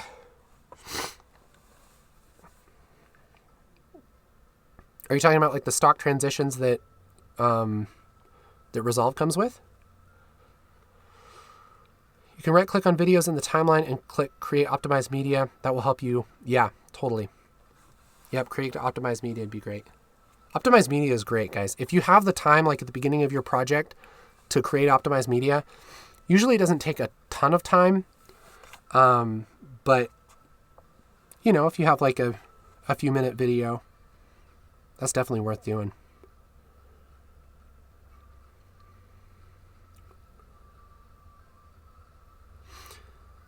Intel QuickSync, NVIDIA, NVDC, and various AMD dedicated decoders are the only way to get good scrubbing with H.264. Even these are not always good enough. Vega cards are not ideal. Man, that person knows a lot about that. Thank you. Wow, is there a way you can paint clips in with a normal keyboard? No. But you can do like this. Like if you move to... You can still do quite a bit with the cut page with... And I gotta see if that's right. Yeah. So you click, you just hit a like one of the numbers, and it will open that that clip, and it will set a default in and out for you. And then you can hit source overwrite, and that'll place it in the timeline, right? So it's kind of like the same thing. It's not quite as fancy as just painting in the clip, but it works the same. It still puts whatever camera that you want down in the timeline in sync. So it's still really good even without the keyboard. I mean, like I said, I just got the keyboard the other day, but I've been using Cut Page for 6 months. So, I mean, since it came out.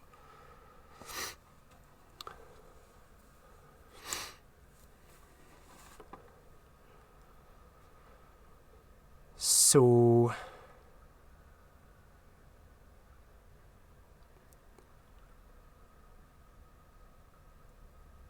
please read my question. I don't know what your question was, Yo-Yo. Can you paste it again, please?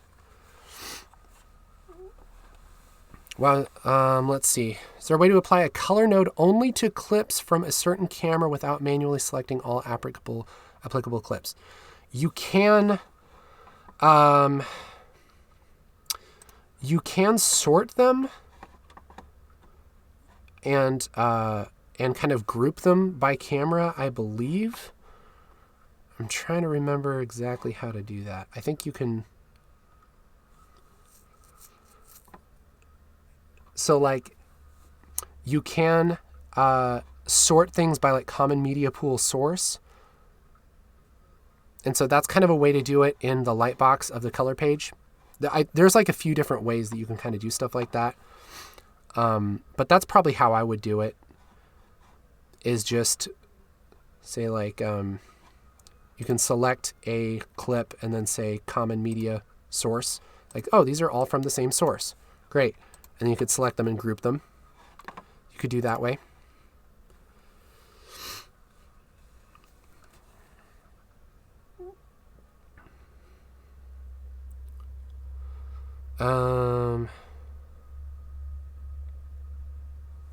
What's the perfect picture profile to shoot video? I'm shooting all my footages in Vlog. Vlog's pretty nice. I wouldn't say there's a perfect picture profile. I don't think there's a perfect one. I really like S-Log 3. That is really nice. I really like the Blackmagic profiles. I'll tell you what, I got a micro cinema or a Pocket Cinema Camera 4K or 5. Gosh, dang it, Micro Cinema Camera 6K, and their extended video is unbelievable. Their extended video gamma, or I'm not even sure what you call color profile. It's so good. It's like how you would color grade it if you shot in log and then color graded it. It's really good. Yeah, I was really impressed by that. I mean, perfect is probably raw. If you have the power and the space for it.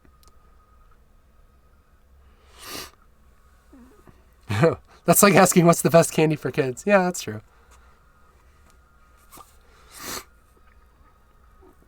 But I mean, choosing the best profile, it kind of depends on what you're doing. I mean, if you are planning on spending a lot of time color correcting, a log profile would probably be good. You know, something like S-Log2, S-Log3, V-Log.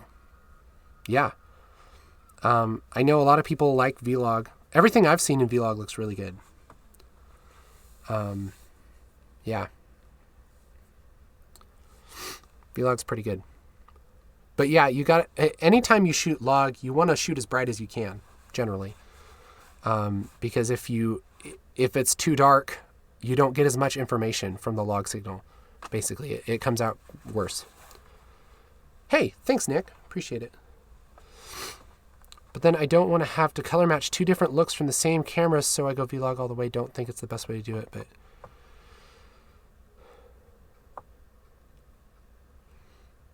Oh, yeah, I see what you're saying.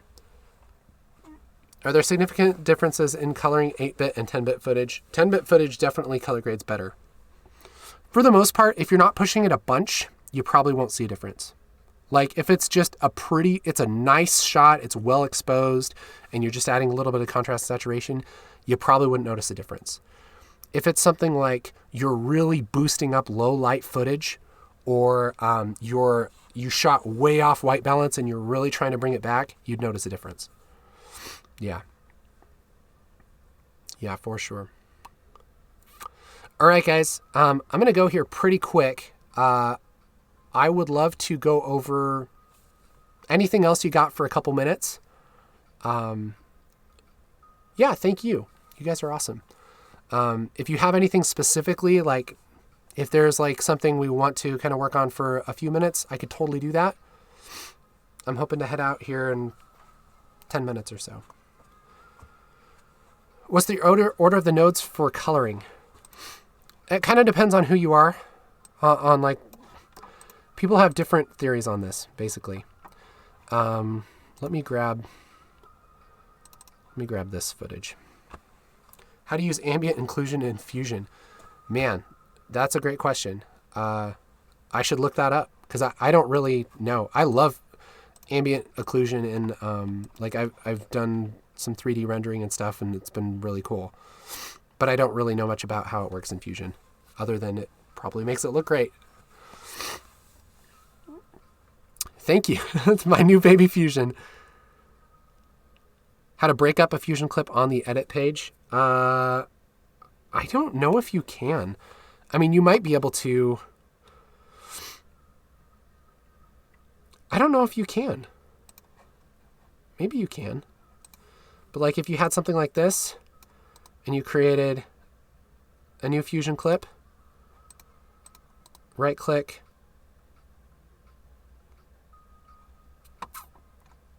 there might be a way to, reset Fusion composition. Yeah, you can reset a Fusion composition like this one. I can reset Fusion composition, and that'll get rid of it trying to render it so heavily. But I don't think you can just break it out. I think you just have to undo. So I wouldn't groups, and there's not really a huge reason to, unless you're trying to match things in time. That used to be really the only way to do it because Fusion was just kind of getting worked in Resolve and it was a little buggy. But now you just drag stuff into the Fusion page. But if you're trying to like sync things up, that's a good way to do it. Just maybe keep a backup. Because I don't know of a way to just break them back out. Okay, so color nodes. Let's grab this one. So depending on who you talk to, some people will say like, oh, you should do contrast first, you should do saturation first, whatever. In my experience, it doesn't matter that much from a practical level. It's probably technically better to do one or the other. But I'm kind of a practical person. Like if it doesn't really make a difference in what you see, I don't worry about it too much. Some people will break things out in nodes really, really like have everything be a different node. Some people will just do like contrast in one node, or like they'll do like Y only contrast in one node. And so they're just adjusting the contrast of the luminance channel, right? And so then they'll call this contrast, right? Contrasat, that's the same thing. And they'll make a new node, and this will be saturation, right?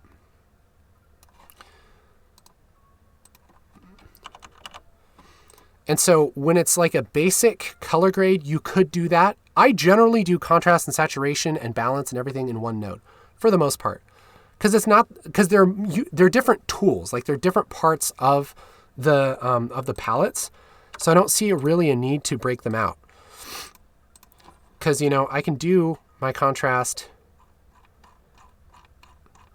and my saturation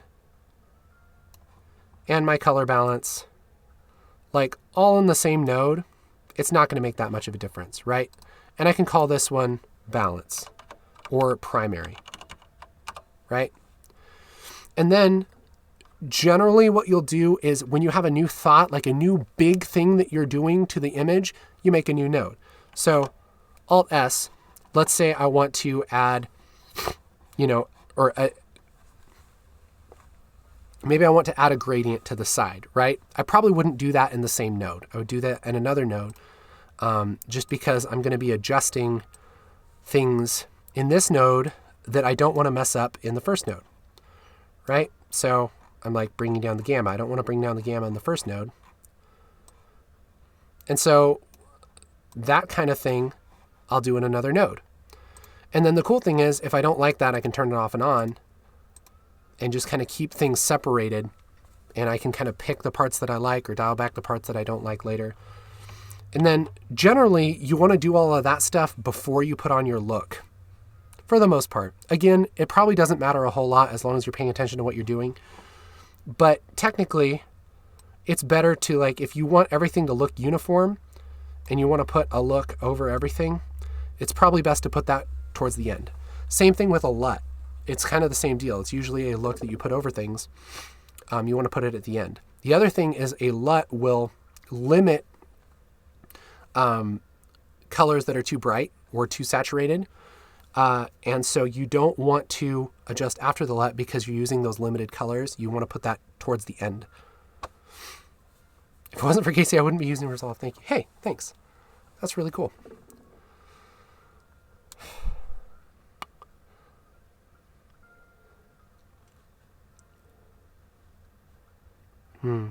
What's the best screen monitor for editors?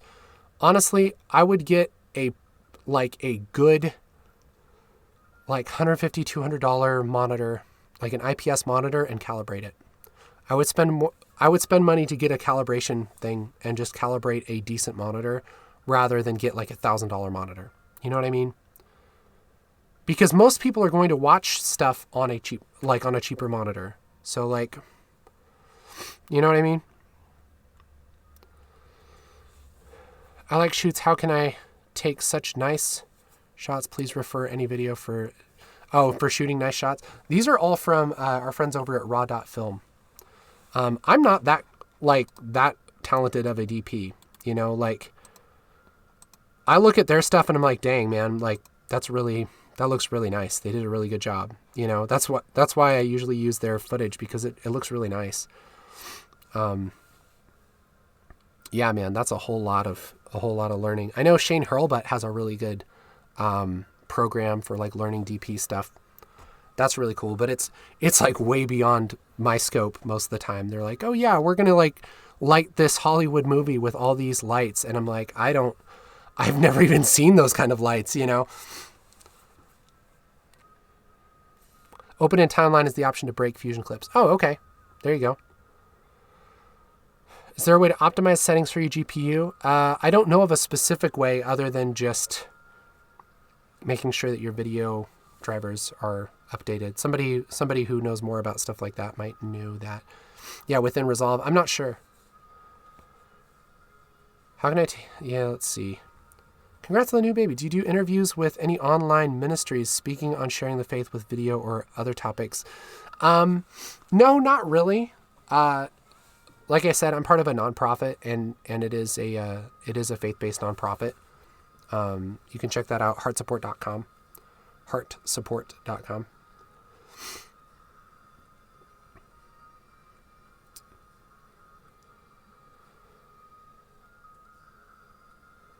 But the screen it's viewed on can make it look crappy even if it's well graded. Absolutely. Absolutely. Have I worked with ACEs? Not really. I've looked into it a little bit. I know a lot of people like it, but I haven't really looked into it that much. I would love a video that shows all the effects that DaVinci has. I think that there are some on YouTube that just like go through all the effects. AMD or Intel, what do you prefer? I've built both systems. We have Intel for the most part. But apparently the new AMDs are pretty awesome.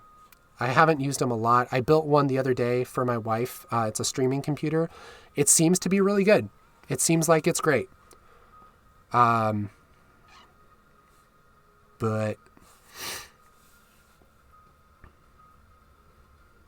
do you live in post primarily, or do you ever do the production side? I do a little bit of production. I don't do as much anymore. It's mostly post. Can you please name that DP guy? Shane Hurlbut. Yeah. Yep. How often do you use grain? Pretty often.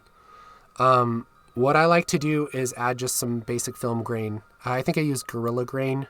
It's like the free download from Gorilla Grain. I just have a 35 millimeter scan or whatever that I put over everything. And it looks pretty good. I'm not like a grain nerd. So I'm like, yeah, that looks good. So some people really like grain, but like there's a ton of different grain websites. But it definitely, like if you have lower resolution footage, like stuff that's scaled up, putting grain on there, it makes it look a lot better. It really does make a big difference. Of course, it looks a little grainy, but some people really like that. What I've noticed is like with Blackmagic cameras, they have really nice grain. Like even like the pocket cinema cameras and the micro cinema cameras, like it almost kind of looks like film grain just out of the box. So if I'm going to do something like denoise footage, definitely put grain back in because I don't want it to look plasticky. Will you save this awesome Q&A on your channel? Yes, I will. Should be saved. All right, guys. I'm going to have to go here pretty quick. We probably have time for like one or two more questions. Before that, I'm going to do a giveaway. Again, I'm sorry for people who are delayed. This is not the best way to do it. We want to do it better next time. Okay. I'm going to try and do one of these streams once a month and give away LUTs or titles. But get your keyboards ready because the first person to put this word in the chat in all caps wins.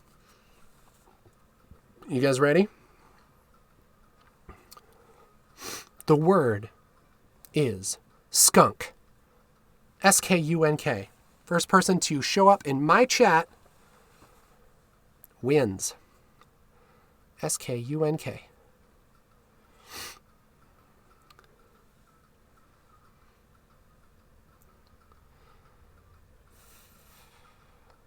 How is your workflow if you got stuff from different cameras to get the same color? We'll talk about that in a second. That'll be our last thing. Looks like Danny Blocher. Yep. Great.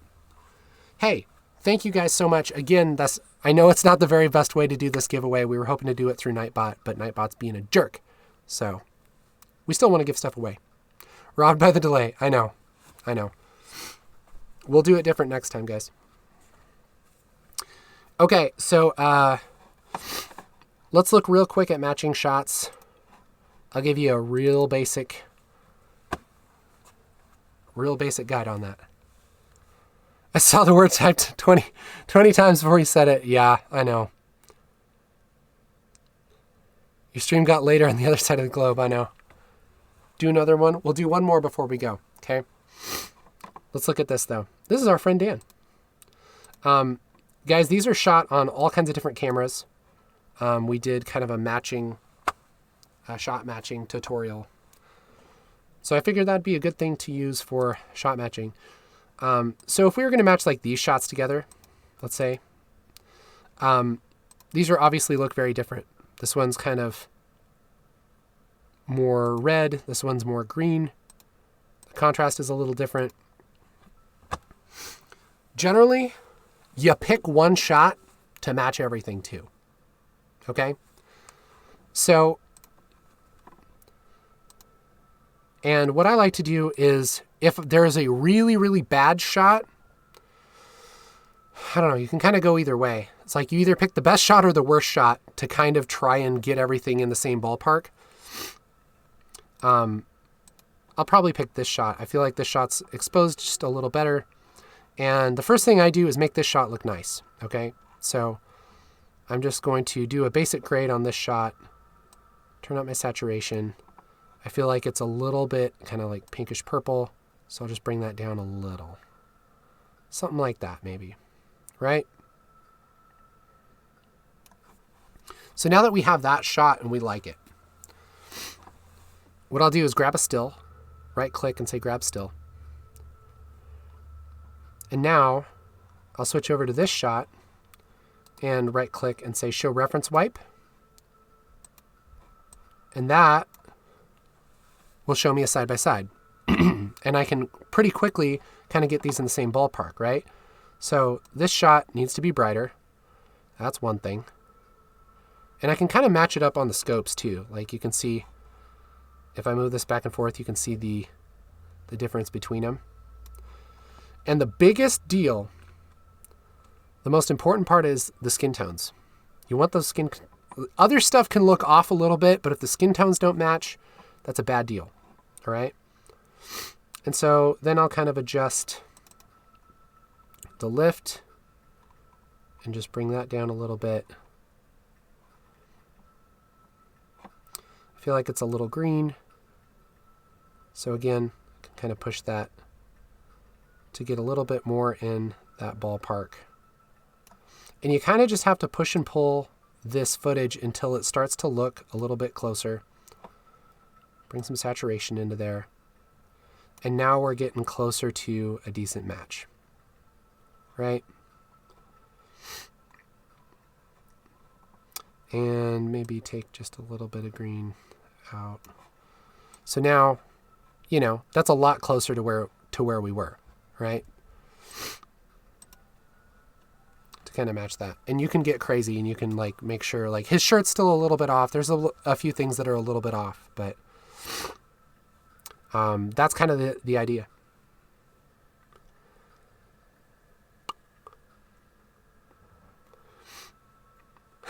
I saw people typing it before there was any mention of a giveaway. Ugh, I'm sorry.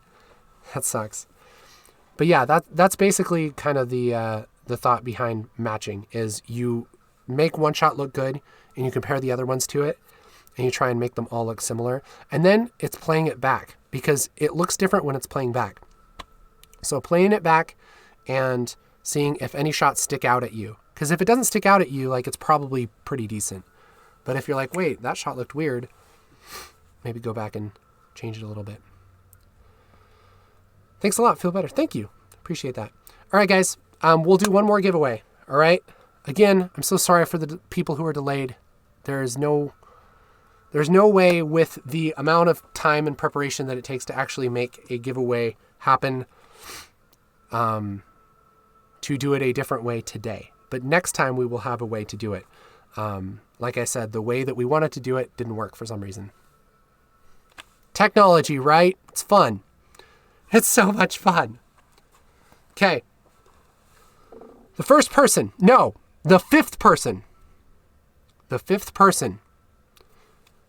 to type the following in chat in all caps wins a LUT pack or a title pack of their choice.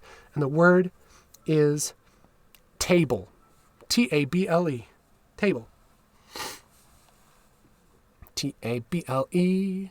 T-A-B-L-E. That's it. That's it. That is it.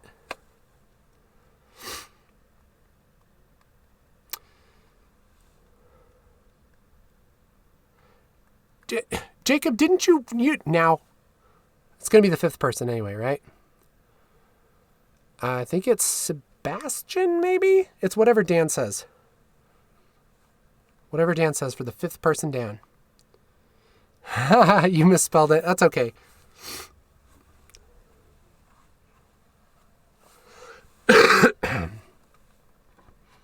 Let's see if it worked. Dan, are you here? All right, great. Sebastian, great. Yay! Congratulations, Sebastian. I'm sorry about the delay, guys. There's no way to help that at the moment.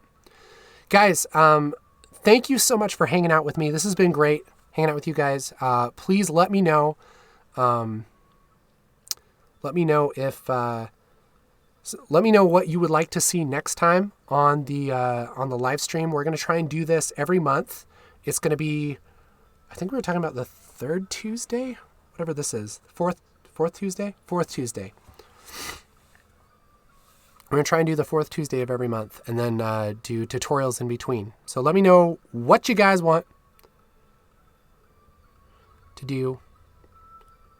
Thank you very much for your time. I hope to see you more in the future. Hey, thank you. I appreciate that. Guys, thank you so much to everyone who has been hanging out here. Subscribe to my channel, bought stuff from Ground Control. You guys are amazing. You should have said irregardless. No one would have spelled it right.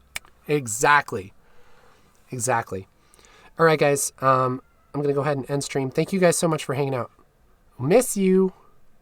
Bye-bye. Bye. Bye-bye now.